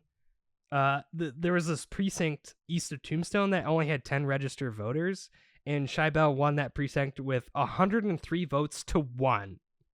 So yeah, I think there was some ballot stuffing going on. So what I'm hearing is that this election was stolen. Yes. Yes. They should have stopped the counting. A real life incident where an election was actually stolen. It shouldn't have been an actual election, and that Trump should be. No. You're fast forwarding like. Oh, sorry. But wrong. you believe. We're talking about 1880 here. No, you believe that though for that election. It was the Wild West. It was a different time. You're not denying it. Ike Clanton was the election inspector. You heard it here first, known guys. cowboy, and Johnny Ringo, who is Michael Biehn in the movie, was the election judge. So you can imagine how stupid that is. So Wyatt was getting screwed over a couple times over before the gunfight. And then the county that Tombstone, like Pima County, split to form Cochise County, which is where the Cochise County Cowboys get their name. Okay, because sometimes they throw in the county name, which contains Tombstone. So they needed a new deputy sheriff. Wyatt and Behan both wanted the job. Behan was more connected politically, so he won the job. But he promised Wyatt that if he won the job, he'd be the undersheriff. And then he was like, nope, pulled the rug out, and then gave that job to Harry Woods to be undersheriff, who ran the rival newspaper to the Epitaph. So that's really funny. So Wyatt was getting screwed over a couple times over before the gunfight. So you can imagine that he's probably getting kind of mad. Probably. Yeah. And it's important to note that the Earps, as you see in the movie, and the saloon, they do get into the gambling business, okay?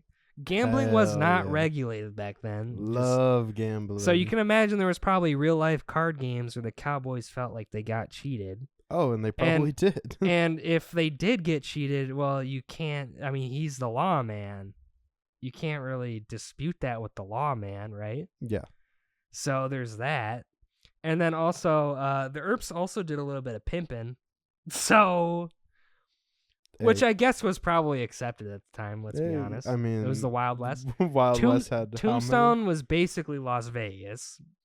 So, yeah, it was pretty much Las Vegas before Las Vegas. yes.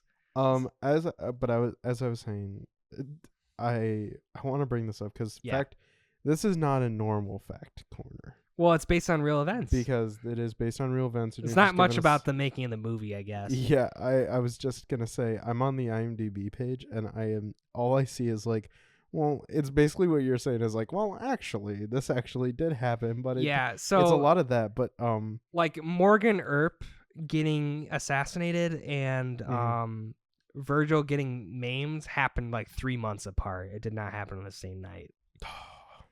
Bummer, I know. It's more cinematic if it happens on the same night. But just I'm just sorry. I do apologize for jumping on your fact corner because I do feel like we probably should. No, hang on. Keep going to the awards here soon. I just have one more thing. Okay. So as part of like them starting a new life on Tombstone, the Earps did do some odd jobs. Virgil, right off the bat, was like a county U.S. Marshal or whatever, U.S. Deputy Marshal. Unlike in the movie where he has to be like convinced by the violence of the cowboys, he was deputy right off the bat. He was like, "No, I want to do." Wyatt and Morgan kind of did some odd jobs before Virgil deputized them, including renting stagecoaches for Wells Fargo, as in that Wells Fargo, the bank. The bank. Which is hilarious because there's some so you can get into the weeds about it, but basically one guy committed a bunch of fraud, which is funny because then Wells Fargo got in trouble for that thing where they let out all that bank information. So it's like 200 years later they're getting in trouble for like the same sort of stuff. Anyway, back then it was a stagecoach that just carried around like silver and bullion, whatever that is. I think that's just like it's a metal, I think. I think that's a word for like coins or something. Bullion? I'll look it up. Anyway, so they're carrying silver around, and Morgan and Wyatt like ran the stagecoaches sometimes. There was an incident where the cowboys. This is in that period of like that 2-year window where tensions are rising before the gunfight, where the cowboys murdered the guy riding shotgun on the stagecoach. And that day in particular, they swapped spots. So the other guy was, on the reins. So they murdered a guy named Philpott. And the other guy was like important politically in Tombstone or whatever, and like connections, I have found that bullion seems to be some sort of like gold coin. Yeah, there you go. It's money. Because, it's a bank, but back then they had to like physically transport the money places. Well, yeah. Yeah. So motherfuckers don't got direct deposits. They don't got the armored trucks back then. Sorry about that. The recording just randomly stopped. I think I might have accidentally hit my hard drive. And so yeah, whoopsies. We were talking about the train station. And Wyatt kills Frank Stillwell. Yes. Who was part of the stagecoach robbery earlier. Because Stillwell was like the person with the shoes. Or I actually don't know. I think he was, yes. Yeah, so so it led to the arrest of Frank Stillwell. Well, he didn't get arrested. He got away with it. But okay. He got away with the stagecoach robbery, which is another reason why the tensions were rising between the lawmen and the cowboys here. And then they sent Frank Stillwell and Ike to go kill the Earps as they're leaving town, which is kind of a dirty move. Yeah. Wyatt kills Stillwell. Johnny Behan, being the scumbag he is, and on the side of the cowboys, he goes and gets a warrant for Wyatt's arrest out of Tucson. So the whole time, they don't really talk about it in the movie, but the whole time Wyatt and Doc Holliday and Texas Jack and the other guy are on their revenge tour, eliminating all the cowboys or whatever. There's an arrest warrant out for Wyatt. See, I feel like that would have been really interesting. Meanwhile, he's Like like to a have- U.S. Marshal, Yeah, which is the Wild West was really wild, man. it really was. And I enjoyed that part of the movie too, with the Vendetta ride, as they call it. I kind of agree with the one critic, where there's kind of a couple pre-climaxes where like Yeah. the shootout with Johnny Ringo probably should have been the end of the movie, like the duel. Well, it's like You need it's like like the there's only like 4 minutes, like 4 or 5 minutes left in the movie. Really? If I recall, yeah. I guess so. I guess the epilogue just shows that Wyatt finds the Josephine actress lady, and Yeah. they get married, and that's a real thing that happens. So the whole love triangle thing's probably not too far off from reality. Probably. So I think this But- movie is actually pretty accurate. It just Yeah. it condenses a few events. As I said, it's But yeah. like honestly, the entire IMDb, there's nothing like, because I know we've had some in the past where it's like, oh, it's a production thing. Some of the quotes that Wyatt supposedly said are in the movie. Oh shit, we'll get to that Like, when we get to the awards. Quotations even. Yeah, we'll get to that when we get to the awards. Which is cool. So another thing we do is that we give the Rick Dalton Award for most film bro fact. I don't think there's any film though. I don't have one prepared. There's not one that's like, oh, obviously that is the most well known. I guess just some of the aspects of it being pretty damn accurate. I think that would probably be the closest one. We'll definitely get to when we get later into the series. Hopefully, this isn't going to be a one and done episode. I think we're going to continue. We're gonna continue. Are you kidding? This is fun. Remember, this was fun, Trevor. You saw how passionate I was getting. Yeah. Well, I like a movie that's about historical events. That's fun. So, but we'll get to the Rick Dalton Film Bro Fact Award. I think it's also nicknamed the Viggo Mortensen Toe Award. Yeah. Yeah, that's the nickname. You can put two and two together. On yeah, I think you know. But that is the last thing before the awards. So we are going to get into the awards. I think we can get through these actually pretty quickly, honestly. Yeah. If you ask me. So we always start with best scene. I have a few nominations. Okay, let's hear them. So we have the wedding scene. The opening wedding scene. I love the liner. So like the priest comes out and is like yelling at the guys in Spanish. Yeah. And then he's like, what did he say? And he's like, he said he was quoting the Bible or whatever. He says you can go to hell or whatever, and he's like, nah, you first. And he shoots him. Yeah, he shoots him. Yeah, I was That's like, awesome. Well, I like how that was like the first time I was like, oh my god. Oh, I'm sorry, it was the groom saying that. It doesn't matter. Oh, anyways, it was someone. It was a sick line though. You first. But I think, that was the first time it's in the opening scene where I'm just like, man, none of these bullets are gonna hit a lot of people, are they? Because they like full on go like a full firing squad. You know what that reminded me of? So like in that first shootout, that opening scene, there's a shot where a guy gets shot and then like hits a wall behind him and then like falls forward. Yeah. And the blood stain on the wall looks like it's just dried instantly. Like it looked like it was. Yeah. That's the one thing about this movie. It had no moisture to it. This is like the one thing is that there's a few squibs that go off, but like then there's sometimes where it's just like blood on the wall and it's like clearly the like thing paint was, or something. Yeah, it was on the wall before the actor even like hit it and then fell down. But so I have the opening. Wyatt strolling into the bar, like for the first time. The saloon. Where that's the Billy Bob Thornton like cameo.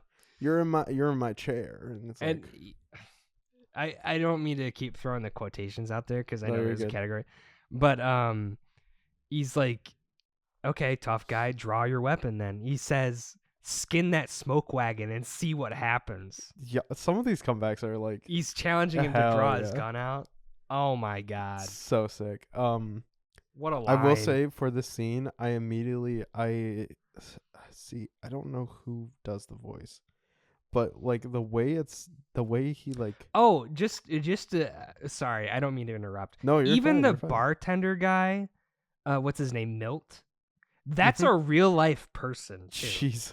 They went out of their way to make They sure really, that yeah, it everyone in sounds this like. movie is playing a real person. So I don't know if it was just because I was tired. I watched this after working a 9-hour shift. Right. And then I went home and I kind of fell asleep and woke up and I was like, ugh, and I had to be in at 9 o'clock in the morning the next day or today. I watched it yesterday night. I don't know if it was just that I was really tired. But when Billy Bob Thornton is speaking in that scene, I immediately was just like, is Hank Hill in this movie?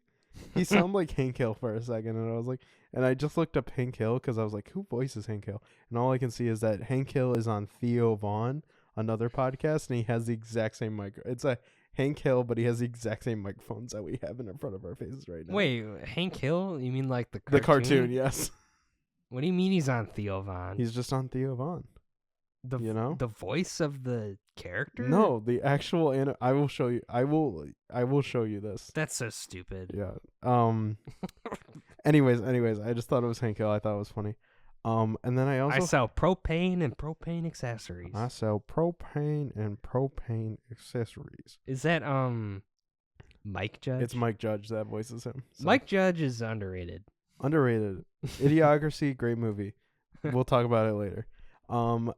And then I have the I didn't know how to put it, but like the theater troupe. Yeah. The performance. Billy Zane's barely in the movie. He's barely in the movie, but he has that one scene where all of them are just kind of like that. So the one guy who seems to take a liking to him. You think he's gay? Oh, very much. I think that was. That's like the subtle undertone. I definitely believe that. They refer to him as the kid, who's also a real person, by the way. Jeez. That had something to do with the stagecoach robbery too. Oh, okay. There was 3 cowboys, including the kid, and the other one was named Head, and the other one of them was named Crane, something like that. Real historical people. Pretty much everyone in this movie is a real person. Damn. Even the minor characters. I have that theater scene because I think the Cowboys going fucking nuts for some of these for them is like so funny. And then I also kind of put it together because it's like does feel like the scene. It could be separate, but I said the gun twirl showdown between Johnny Ringo and Doc Holliday. I also have the standoff after the deputy is shot, the OK Corral shootout, and the posse montage. That's all I really had. I didn't know if you had any other ones that were like I need to nominate. I think it only makes sense to go with.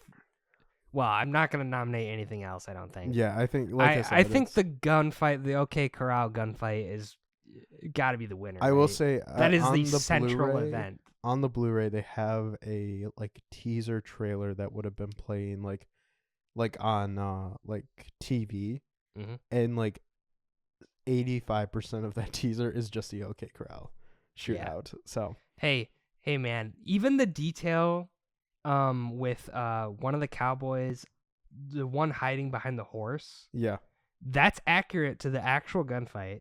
And you really did do your research. No, but I was just blown away by how accurate they were. And you know that weird shot where it shows Doc and Morgan shooting at the same guy, and they kind of hit him simultaneously? That's accurate because that the coroner was like, this guy got like, both of them thought in their testimony in the trial or whatever, they thought they killed the guy. I forget which one it was. I want to say like one of the many probably trials. Like Billy Clanton or something like that. But they both thought they did the killing shot on him. Oh. So that's kind of why they show them both shooting him simultaneously. Okay. Which I think is cool. Yeah, that's what a detail to throw in there. This movie is like very riddled with detail, like very minor, like minute details that like kind of make it. I'm starting to come around on it, honestly, knowing that a lot of this is true. I know. But I will say I do think the OK Corral shootout is probably the best scene of this entire movie. But I do want to give a shout out to the gun twirl, the like them flipping the gun on their finger, or it's Johnny Ringo doing it, and then Doc Holliday just like He does it with a cup. does it with a cup. It's like a shot glass. It's such a like a little funny moment. But best actor, I think we know who this is going to. I don't know.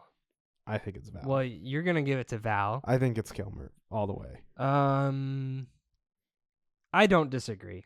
Yeah, I think it's Kilmer. I think he had the hardest role because I feel like, yeah, first of all, the dude's got tuberculosis. Exactly. And it's also like you can't really like I would consider like Paxton and Elliot to be a part of this, like be eligible for this category. They're just not in the movie. They're just not in the movie that much. And then like Russell, I think is a really good like yelling actor, but like Val Kilmer has that subtlety. I mean, he has the most iconic line, which we will get to here in the next few awards. I have to imagine there was a lot more written about Doc Holliday, so he probably had more stuff to base his portrayal on. It sounds like he was a crazy motherfucker. So yeah. Best supporting actor, I don't know. Who would you say for supporting? Yeah, like I kind of took it as like Michael Biehn, like all that kind of like the little bit parts. Would you count like one of the bad guys? Yeah, like Stephen Lang maybe, because he's playing. Yeah, I was gonna say he's that playing was like the cowardly that was my cowboy, who at various points in the film you think maybe they'll get him to flip and kind of help him out, but he doesn't. Exactly. I was gonna say Stephen Lang is probably my best supporting actor on that, just because he is in the movie a lot. I think Michael Rooker comes up as well in like maybe a close second. He's like at the very end. He's not throughout the entire movie like that. So, and then favorite character, I think. Come on, I mean it's Doc. It's fucking Doc Holliday. I think there's an equal argument to be made for Kurt Russell's Wyatt Earp. Yeah, I mean I would agree, but I think just like I said, Wyatt is the main character. That's true. I think, but actually, I like Josephine. That's your favorite character in this movie? Yeah. They spend a little bit too long on you know what? Honestly, I didn't put story. This in a best scene, but like when they meet in the woods, like it is like the like most horny scene in this movie, where she's like, they like meet and he's like, well, I saw you across the bar or whatever, and then like his horse goes and she's like, he says something like, that mare's in season. And like she's like, and he's like, how do you know? They know from the scent. The scent. And then it's like, I should be going because he going to do something, and she's like, let's let it ride or something. Yeah. And so they just take off. It's so funny. I saw one review that said something like that character being like the most liberated woman in the Wild West or something. Yeah. That's cool. But I mean, yeah, it's Doc. I think for me, it's Doc. You would say Wyatt? Yeah. Okay. I think so. All right. I like Doc Holliday too. I love Doc Holliday. Best line. This is where I'm gonna say we haven't even said it, but I mean, the one that I mean, come on, you gotta say like at least nominated. I'm your Huckleberry. I'm your Huckleberry. You gotta do your best impression. I'm your Huckleberry. I'm your Huckleberry. He's saying he's the right person for the job fight. Thank you, Google. Because I'll be honest, I was like, huh? Yeah. It's like, what does that mean? He has a lot of the one-liners, to be honest. There is another one. Wyatt saying, you gotta do something or just stand there and bleed. And of course, he's got the skin that smoke wagon, see what happens line. That's great. A man like Doc Holliday, a man like Ringo has got a great big hole right in the middle of him. He can never kill enough or steal enough or inflict enough pain to ever feel it. Yeah, that's a good line too. Why, Johnny Ringo, you look like somebody just walked over your grave. Morgan Earp, we're brothers. Gotta back your brother's play. There is one line that Wyatt says that I cannot find. What scene? It is when he is talking, like right before the montage, and he's like, he basically does, like, I've come here to kick ass and chew bubblegum, and I'm all out bubblegum almost, like, but like this movie's version of it, that I'm like surprised not a lot of people. Oh yeah, I stand corrected by you're an oak. The whole thing with the oak tree, like. Doc Holliday spent a lot of Latin. Oh, in here it this is. movie. I found it. He's Wyatt Earp. From now on, I see a red sash. I kill the man wearing it. So run your cur and tell the other curs the law is coming. You tell 'em I'm coming, and hell's coming with me. You hear? Hell's coming with me. It's pretty awesome. I was like, that's a fucking sick line. Doc Holliday's out here spitting a bunch of Latin when he knows damn well the Cowboys don't know what Latin is. But then he's like, that's a learned man. I think he says, like, that's a so. There's a part where Johnny Ringo understands what he means. Yeah, and that's responds yeah. in Latin, and then Doc Holliday says, "Evidently, Mr. Ringo's an educated man. Now Yes. I really hate him." Yeah, that's pretty good. I think, but like I said, I this is the worst category because it's just us quoting lines for like 2 minutes. But what would you say is the best quote? I am a fan of "You First" in that first scene. Mm-hmm. Like, you go to hell first. Um, Said by Curly Bill. I think mine's the Wyatt Earp, like, you know, I see from now on I see a red sash. That whole thing that I just quoted. His line about what did he say with the, like, you're just gonna stand there and bleed? Yeah, That's pretty awesome. That's pretty Like, come on. but I know it's technically not best line, but I'm gonna say it here just because it's kind of like in the same vein. So I rewound this movie like 4 times just to write what I saw. And it is right as soon as they get into Tombstone, there's a shot where you see the wagon passing. And we're almost in hour 2 of the pod. Doesn't matter.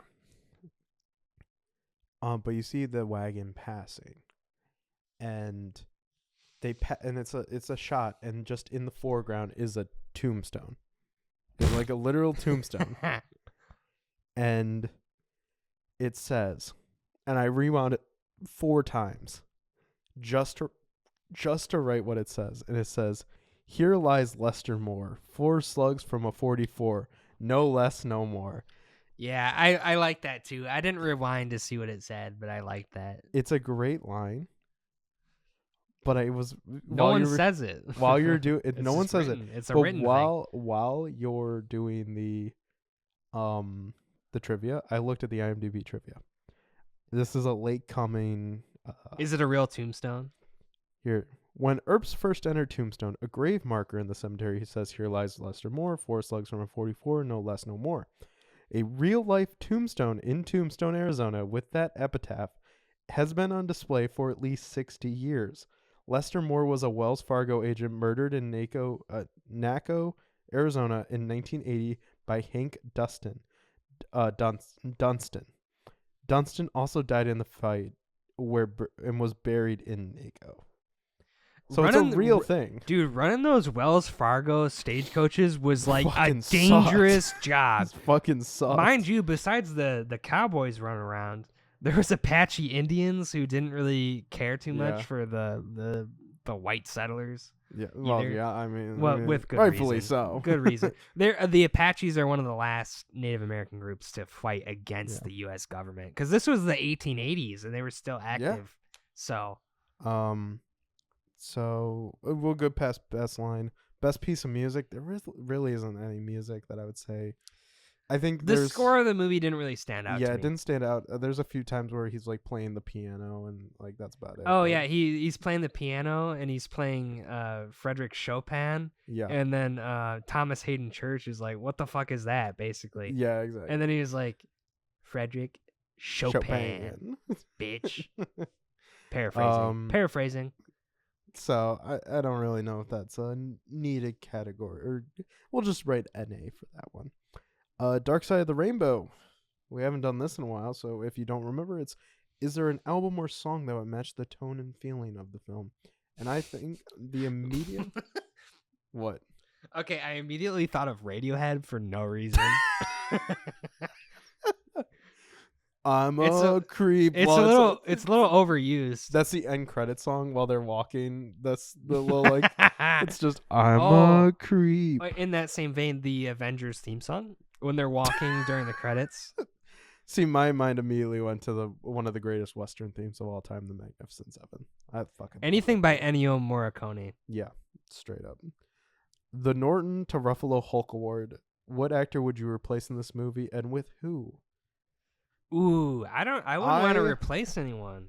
I don't want to replace anyone, but I want to give you just someone. Sam Elliott with Tommy Lee Jones. Oh fuck, Tommy Lee Jones in this movie would be really. He was too busy doing The Fugitive.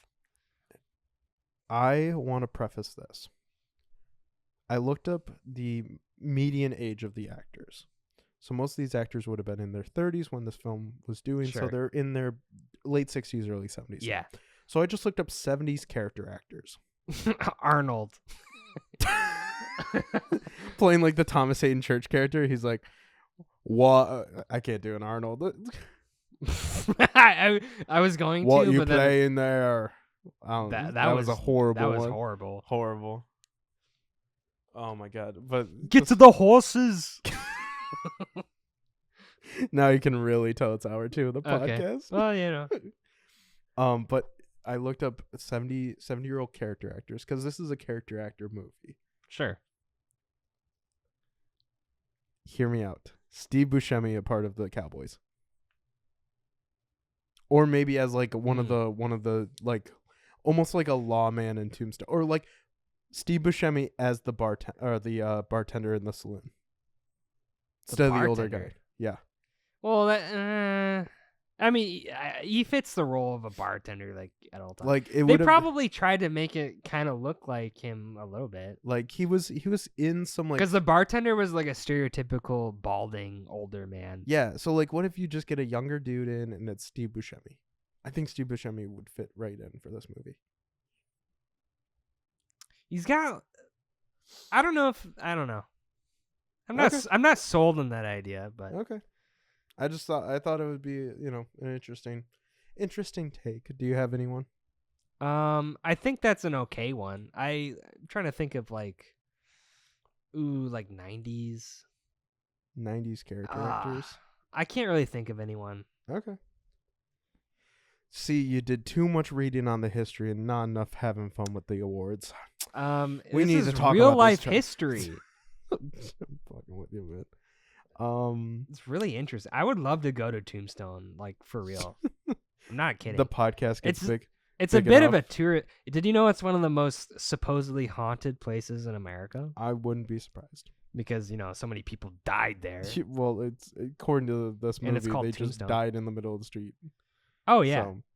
So, next award, the Kenneth Branagh Dutch Angle Award for Best Shot of the Film. Goes without needing any explaining. See, like for this award, was there any weird shots in this movie? So whenever we've done this award, I always kind of thought of like the most artistic shot that, like, oh my god, like, and it's a Western, so you have a lot of Western shots where it's like the foreground is like, they didn't do anything too crazy with They this. didn't do a lot of crazy stuff, but I will say I think this award should go to this. It's technically not a shot. It's a short scene. But not even three. It was like a 10-second clip where one of the cowboys is getting high in the opium den, and he goes to Curly Bill. It's not Curly Bill. I think that was Curly Bill. No, it's one of the. It's like a random unnamed. Cowboy, where he's so fucking high. Yeah. He goes and he like starts to like take another hit.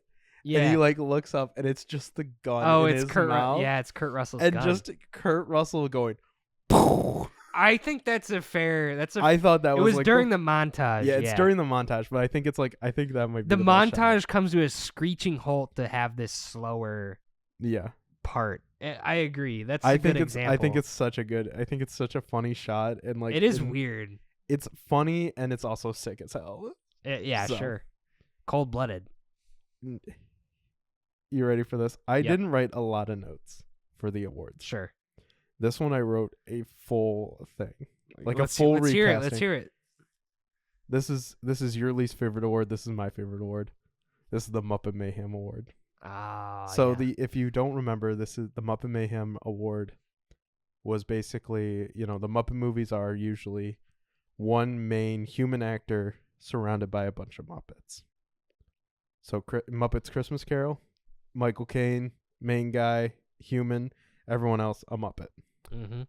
So this is, you got to keep one actor as a human and the rest are played by Muppets. Val Kilmer stays as the human. And here's the rest of the gang. Kermit is obviously Wyatt Earp. Yep. Fozzie Bear is Morgan Earp. Sure. Rolf the dog is Virgil. And Animal plays the big bad, Curly Joe. Is Miss Piggy Josephine? Miss Piggy is Josephine, I think. Well, yeah. Who plays Ike? Gonzo. See, I don't know the Muppets well enough. I really don't. Sorry to disappoint you. I just think it's very funny to have like this, because if you Doc Holliday is the only human, makes a lot of sense though, and the rest of the cast being Muppets. You know what's funny is he's like the most eccentric character in the movie. So he's basically like fitting into the Muppet stereotype. It would be really funny if you just made one of the background cowboys who just dies unceremoniously. Thomas Hayden Church. Sure. And then everyone else is Muppets. So it's just like it's mostly just a Muppets movie. But then like, oh, there's a random human like halfway through the movie for no reason. I think it's just funny because I do feel like it would put a whole new read on the movie where it's like Doc Holliday is genuinely this fucking sick that he's delirious enough that he's just maybe he got into the opium. He's got into the opium. He's like drunk out of his mind that he's just like seeing the Muppets around. So I thought that was a pretty, you're my only friend, Wyatt. I think that's Kermit. I feel like that's a pretty funny. That's a good answer. So. I won't argue against anything else. Okay. I think Kermit as Wyatt, Fozzie as Morgan, and it makes sense. It does. It all makes sense. I agree. This is a new award. We never gave it out the first time around. The Alien 3 Production Hell Award for a scene that would be the worst to shoot. Ooh.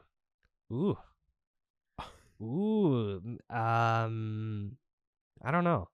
I don't know either. That's the worst part of this. I think that's the worst part. I don't think anything in this movie struck me as being difficult to shoot. Perhaps there's a lot of stuff with horses. Probably the gunfight just to get everything right. That's what I was gonna say. Like the OK Corral gunfight.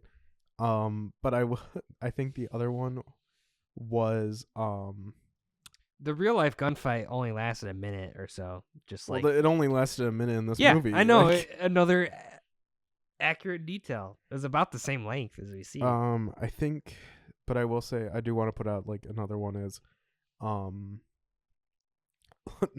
just for like the body movement when Michael Rooker's character is like caught and is being dragged by one of the cowboys.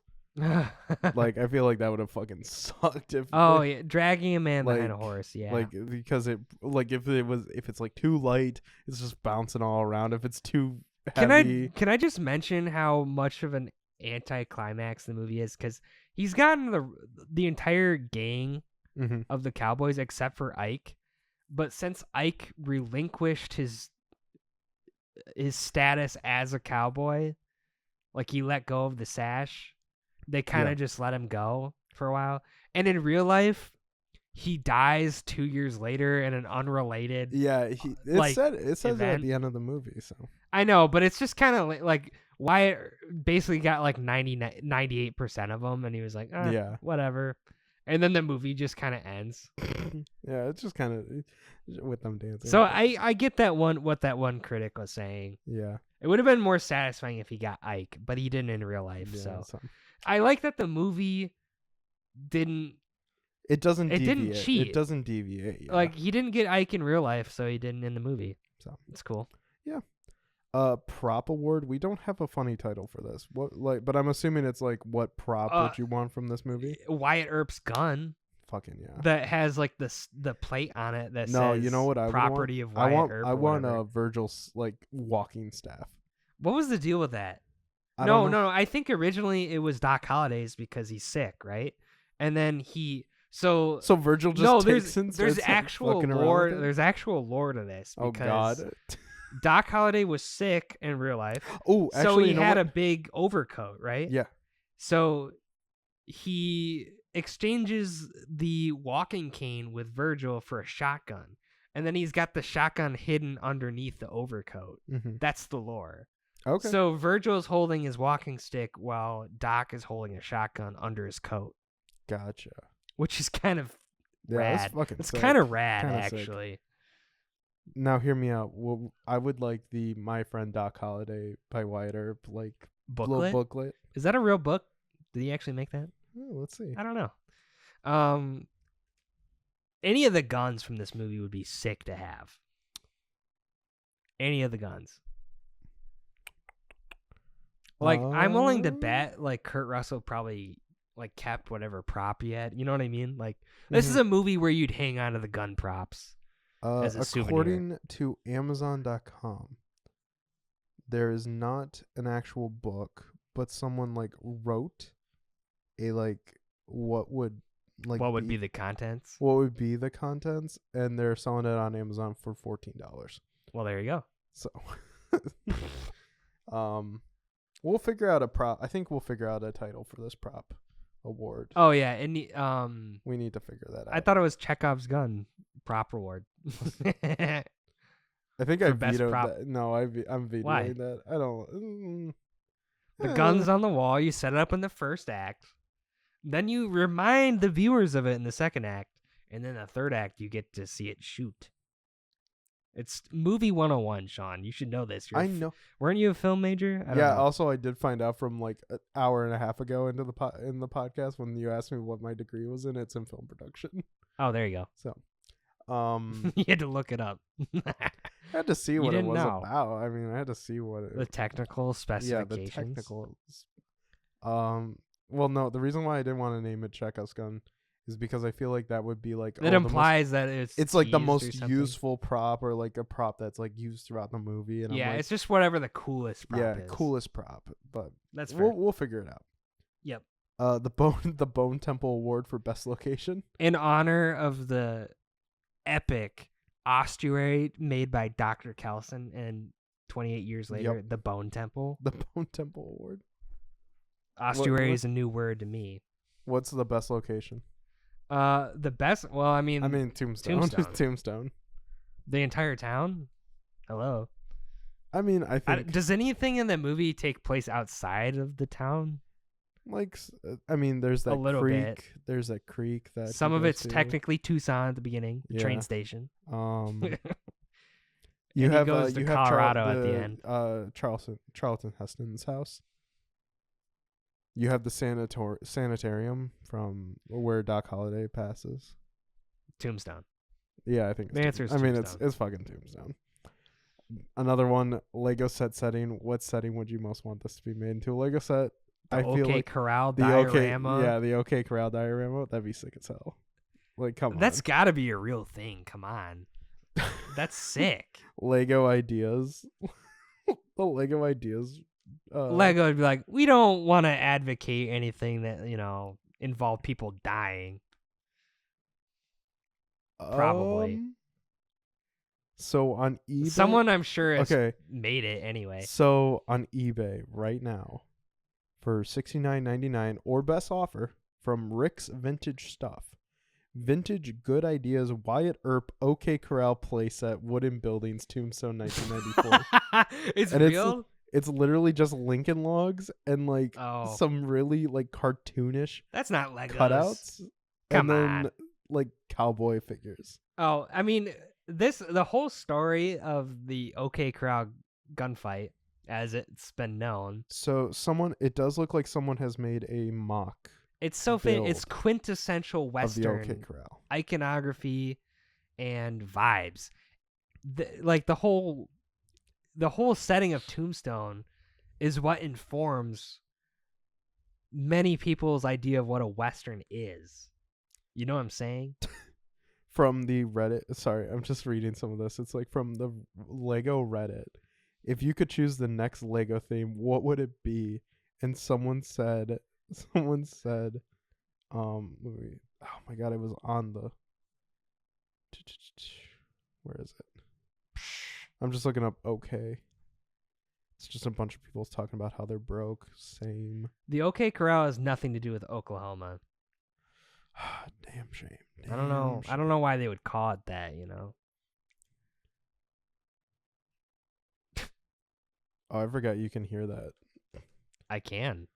My computer was going. But I guess it says the Old West, stuff like OK Corral shootout, a truck wagon, and a cattle drive, a Native American village, and an old steam train. That's what people, I guess, they give the people what they want. A Tombstone branded Lego set. Imagine those. I just had a thought, but I don't think I can say it. I'm sorry. Let's move on to the next one. All right. Sorry. I'm getting that out of you. Not on mic, but I'm getting not that on out mic. Off the record. Matinee or midnight movie, perfect time of day to watch. This is a perfect movie to watch at high noon. Hey, I was gonna say at midnight. High noon, which could be an interpretation of high noon. So the night before the gunfight, Johnny Behan and I think one of the Earps and a couple Cowboys were playing poker and Doc Holliday I think were playing poker until 5 a.m. or something, and then the actual gunfight happened at 2:30 p.m. Okay. They had to sleep in. So one of the Cowboys was calling out Doc Holliday at 1 p.m. and then he had to wake up out of bed and he said something as soon as I get my clothes on, you let me get my clothes on first before you do any fighting. Up. Yeah. It's 1 p.m. I just got up. The Wild West is fun because it's these dudes had jobs, but clearly too much time on their hands. Yeah.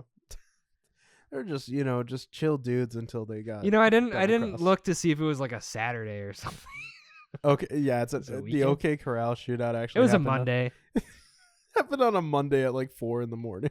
I don't have to run my Wells Fargo stagecoach until 5, guys. There's a Wells Fargo going down the trail. I need to catch it. I can fit in that gunfight if you take my shift at the Wells Fargo stagecoach. Can you be a shotgun on that? I mean, yeah, I'm a little drunk. Can I ride shotgun? Actually, yeah. I can't steer the horses. Now. Just 1880 problems. 1881 I just problems. have this really bad hangover, and I just can't drive. But you still hear the fucking gold bullions in the back rattling. I was saying with the stagecoach thing, they swapped spots, so the guy who was riding shotgun got fucking murked, right? Mm-hmm. But he was normally the guy who was on the reins. Oh no, dude was probably I can't drive. That was a political assassination because the guy driving the stagecoach was someone important politically in Tombstone. Oh. It might have been the Scheibel guy. I don't know. Oh, okay. I don't know. I don't remember. Anyways, there's a lot of names. I think High Noon is a great choice. Yes. This is a good Saturday dad movie. You just walk in on your dad watching. This would be peak. It's just on television. Yep. If you still had cable. But cable's not a thing anymore. Yeah. I still have cable. I can imagine this on a summer. And now it's all. I can imagine. I can imagine it's a summer day, and you're just chilling, and it's a week. It's a weekend. Yeah. And you're doing stuff around the house. And it's a Saturday, and it's really hot outside. And then like Tombstone is just like on TNT or like Exactly. Yeah. See, USA the sad thing is that Today or no, whatever. this is an AMC movie. What are you AMC, talking whatever. This is Oh, an Turner AC Classic AC Movies. AMC. It's a TCM movie, Turner Classic. If you know, you know. I'm just saying, like, I can imagine it being on that channel and you're just like Yeah. chilling.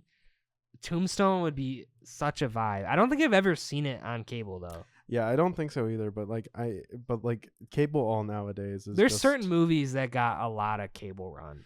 cable nowadays is just Marvel movies. Like I've noticed that. me Every time I'm at a hotel and you look to see what's on TV. That's what I was just gonna say is like Yeah. literally. So me and my girlfriend went to and then I get sucked into watching Avengers for a little bit. You know? me. I should. You know what? I'm just gonna say her name. My girlfriend's name is Amanda. I don't think I said that, but you know her. You know her. We worked together. Spoiler alert. Yeah, that's like an episode 17 or type spoiler. But me and Amanda went to a wedding this past summer. Cool. And it was we had to get a hotel room. Yep. And it was right before it was during Fantastic Four weekend, I think. Yep. And while we're in the hotel room, we like turn on FX. All FX was playing was Fantastic Four, Fan Four Stick, and then like Shang-Chi. That was the entire weekend. I watched Fan Four Stick, like bits and pieces of it, all 3 days that we were up there. Say that again. Fantastic. Say that again. It's fantastic. It's fantastic. Well, it's fantastic. I think there's four of us. It's fantastic. We're the Fantastic Four. All I'm thinking is just posting on our socials, just like the fucking Miles Teller. It's such a good meme. It is such a good meme. I don't care if the movie's bad. It created a good meme. But like honestly, like that was during July that we were at that hotel. If Tombstone was on, shit, I'd be watching that. I know, right? I would watch it. Some movies, I'm sad that, it's weird. I sound like an old person. I'm like nostalgic for when people just had cable. Streaming services suck, dude. Yeah, they do. Let's get through this because I think we've gone. We're almost done. We've gone longer than the movie itself. That's okay. Poggers. It's a lot of people do that. Have you seen those like hour-long rants about just Star Wars being bad? They're like 5 hours. You just don't understand about Star Wars. It's poetry. It rhymes. Star Wars is actually supposed to be for me, a 45-year-old dude that lives in my parents' basement and only eats Funyuns and drinks chocolate milk. There's nothing wrong with Funyuns or chocolate milk. Okay? There's nothing wrong, but being 45, living in your parents' basement, come on, bro. And you're upset about Star Wars. It rhymes. It's like poetry. Come on. Anyways, double feature picture show, best double feature screening. Ooh, that's a good one. Well, any other Western would pair nicely. I was gonna say Magnificent Seven's great. Once Upon a Time in Hollywood. It's kind of long. I don't. Oh, Fantastic Four. Say that again. No. Oh, okay. Well, like Tombstone has like a certain vibe to it where you could just do a double feature, Wyatt Earp double feature, and watch Tombstone and the movie Wyatt Earp. Which also, while we were talking, you could, yeah. while we were doing this, I don't know if I'd want to watch a movie about the same subject matter twice in a row, though. Would you? I don't know. You could. I don't know. I mean, Dances with Wolves. Any Kevin Costner movie. Yeah, pretty much. Wyatt Earp. Well, yeah, like I said. Well, you could always do a Wyatt. Not a Wyatt. Here's Russell. a good one: Waterworld. So you go from a really dry place to a wet place, just to balance it out. You know what's crazy? Did you? Hold on. No, I just realized that Kurt Russell has a kid named Wyatt Russell. Yes, he does. He does. So it's like I totally connection. Is it because he played Wyatt Earp? Guess what Wyatt Russell was in? It was a movie that we talked about like 40 minutes ago. Waterworld. I don't. He's in Cowboys versus Aliens. Oh yeah, he is. Oh, take back what I said. Cowboys and Aliens is the double feature movie. Cowboys and Aliens. Okay. Yep. You get the real life Western, and then you get fantasy Western. Yeah. There you go. But what I was gonna say is, while we were talking, Sci-fi fantasy Western. I pulled up just looking at buying more Blu-rays, and as of right now, when this episode comes out, it's not going to be on sale anymore. But there's a weekend Blu-ray deals on Westerns on the site that I buy, and right now Wyatt Earp goes for $8.99 on Blu-ray. And I looked it up, and it's 190 minutes though. So it's just a very long movie. 190 is long? I guess so. Yeah. That's 3 hours and 10 minutes. Is that how many minutes this podcast episode is? No, we're hitting. Let me check. 148. Oh, we're about 2 hours and 15 minutes. We're knocking the rust off. Yeah, because really it would have been a 2-hour podcast. But we talked at the beginning. This ran long because I wanted to talk about a lot of the historical. And also, it's our first podcast back. First of all, Wild West history is really cool. Anyone who tells you that if you're a nerd and you want to learn stuff, just go and do it. Don't let anyone tell you that it's nerdy or stupid. Go and learn stuff. I love learning stuff. I don't care what. Learning. No, it's actually I wish I could make money just learning stuff. Sadly, we can't. That's why we're doing the podcast, so we can try to earn more money. I mean, and become famous. I mean, some people have made a living making a podcast just talking about interesting stuff, and I would love to make it there someday because I like learning things. I think I think we are talking about interesting stuff. Is the history of Tombstone relevant to a lot? No, but that doesn't matter. We're just having fun. It's fun to know things. We're just podcasting. The more stuff you know, the more connections you can draw between things, and the more things you can make informed decisions about. I'm gonna be completely honest, and it's gone off the rails right now because we're in like fucking hour 2.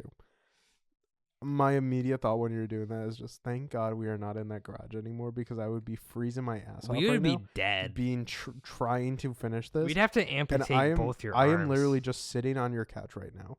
It's a lot warmer, isn't it? It's a lot warmer, and I am like really tired. So I'm just like, dude, you're so fucking right. If you don't want to drive back, you can sleep here. I'm good. You can crash on the couch. I'm good.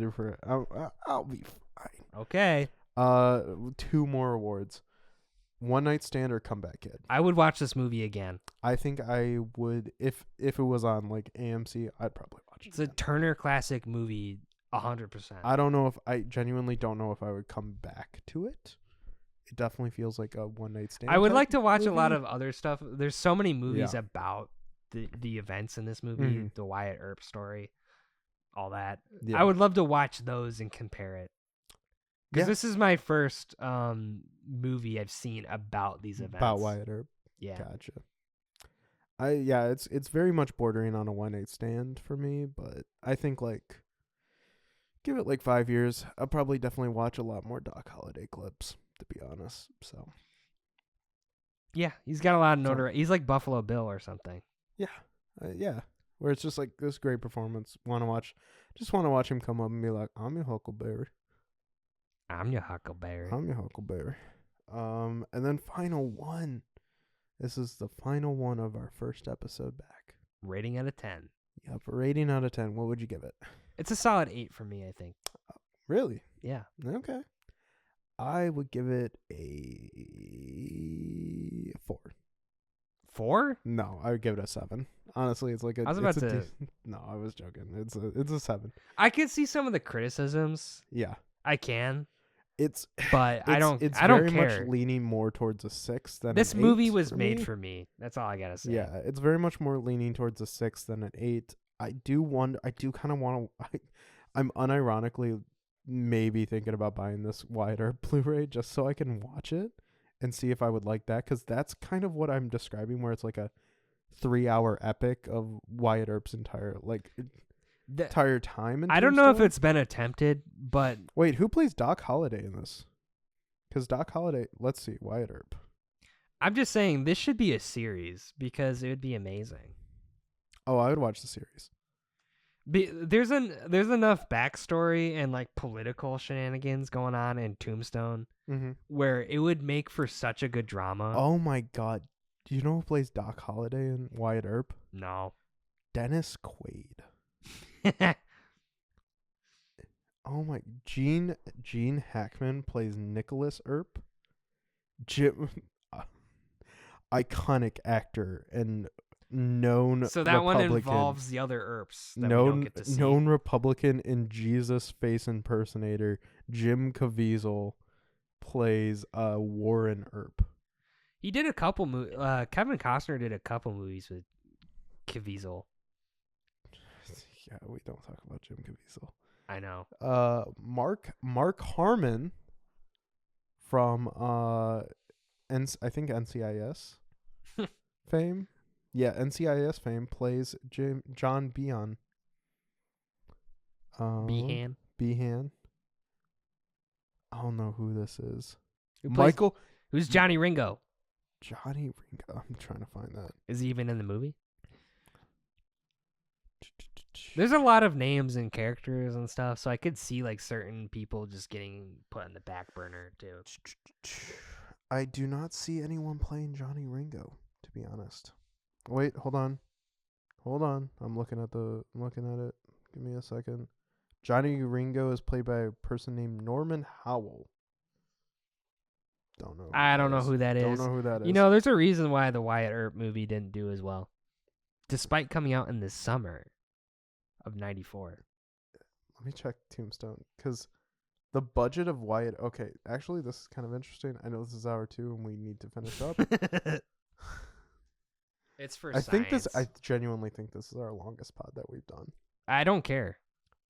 Honestly, yeah. No, Tombstone was made on a budget of $25 million and made 73.2. Wyatt Earp was made on a budget of $63 million and only made 55.9.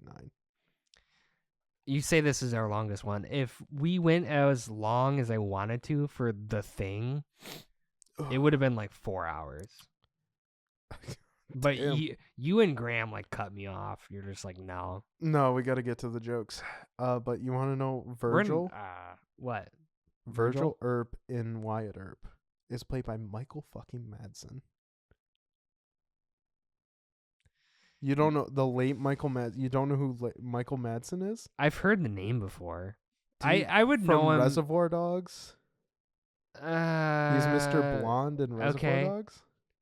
I don't know everyone like you do, okay? I'm trying. I'm sorry. I'll show you a picture of him and you'll definitely know him. I know. He's worked with Tarantino. Probably like only that one movie though, to be honest. He works with Tarantino a lot. He's like he did work with Tarantino a lot. He was like one of the big Tarantino guys. Who was your favorite horse actor in the movie? The mayor that was in Season. I liked Haybell. He was a good horse. What would you name your horse? Honestly, question. I was just about to say this because Haybell seems like a good name. Me and a few friends played Red Dead Redemption 2 back in like 2022. Right. Do you get to name your horse? Yeah, you can name your horse. And you know what I fucking named it? I named my horse Clyde. That's such a good horse name. Yeah, because, I mean, there's a type of horse called a Clydesdale. So. Yeah, but not Clydesdale, just Clyde. Just Clyde. Just Clyde. Imagine a horse just kind of roaming around the What west. about a horse named Emmett? That seems to work, right? Yeah. Kind of. Emmett Wyatt would work as a horse name, I think. Any kind of like Wild West type of name. Yeah. Like. No, that's fair. Clint or Kurt Russell. Kurt or Bill. We really gotta wrap it up. We're Samwise Gamgee's horse is Bill. There you go. The pony. Did not know that. Lord of the Rings. All right. Well, anyways, we gotta wrap this up. That is Tombstone. We had a lot of. I think I had a lot of fun doing this again. What about you, Trevor? What would be on your epitaph? Oh my god. Could do this forever. Here lies Sean. He did 4 too many of something. Here lies Sean died trapped in a garage doing a pod. That's not our fate anymore. Thank Look at that. God. We moved up in the Thank world. God. But if yeah, you're probably not new listening to this, but what we usually how it's formatted is it's a film club type. This is how we do it. You okay? I'm fine. Continue. It's hidden, bro. Bro's tired. No. But it's a film club type podcast where Trevor chose this Spit it out. I chose the movie, and we choose another one. So we watch it. The next movie is a movie of our choice. Yes. And I'm next in line because Graham's not here. Graham we'll probably get Graham's pick, and then he'll be next. But his official last pick was The Rocketeer, right? Yeah. Are we gonna honor that or what? No, probably not. He has to pick again. He has to pick again. If he wants to pick The Rocketeer, I'm more than fine with watching The Rocketeer. But my pick this week, and this is the other thing, you have to build up to this. So, you know what? Rising tension. I'm going to build up.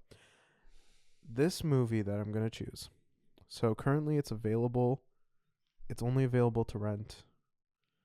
It's available on Blu-ray, which I do own and I have seen, and I really, really want to rewatch this movie. Speaking of Tarantino, this is Tarantino-esque. It is. It is by a well-known writer. The director, he's a well-known writer and director. Kind of has the same. The cast is a kind of a like.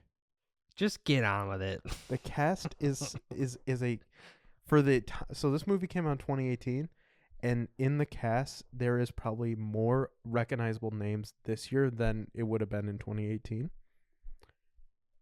It is by the writer-director Drew Goddard, who is most famous for writing The Martian and directing The Cabin in the Woods.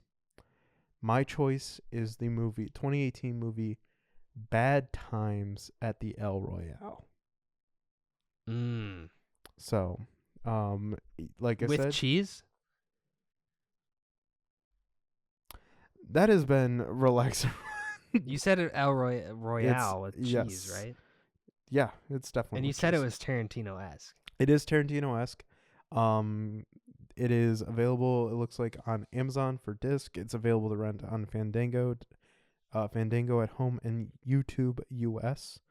I will say this: the last time I watched it was in 2021, 4 years ago, and I gave it a 9 out of 10. So lofty opinions. Let's see if that changes. I'm really excited. I'm really excited for you to see it. I'm really excited to rewatch it. We will be back probably. I don't even know when I'm going to be posting this, but we'll find a day to post it. Yeah. And then hopefully the next episode will be the next week. So. Right on. Yeah. We usually end this. Where can we find you, Trevor? So I started a YouTube channel. You already. It's called Hidden Trevor. It's a work in progress. Okay, don't make fun of me. Hey, it's a work in progress. You know. You can also follow me on Letterboxd at Trevzilla. Yep. I haven't updated it in a while. I gotta update it because I gotta put like Marty Supreme on there, and 20 years later the Bone Temple and Tombstone. Yeah. So I'll update that for anyone who cares. Yeah. Mom, Dad. Whoever actually got to the end of this podcast. Yes. If you did, you're a real one. You are a real one. Or Thank you just really like Tombstone. Or you're Graham. To be dead honest. We're building towards bigger and better things. So if you're a fan now, then we're underground. Just you wait. It'll get better. Just you wait. Perhaps. But you can find me. I'm always on this channel after the credits or on this podcast. That's really the only creative output that I have as of right now. You can also find me on Letterboxd at _filmworker_. So yeah, you ready for Bad Times at the El Royale? I'd prefer Good Times. Well, Good Times a different movie. Really good. I like the Safdie brothers. I haven't seen it, so. Whoa, you need to see that one, man. So, anyways, yeah, thank you guys so much for listening, and we will see you next week, where we'll be discussing Bad Times 2018's Bad Times at the El Royale. Okay. Bye.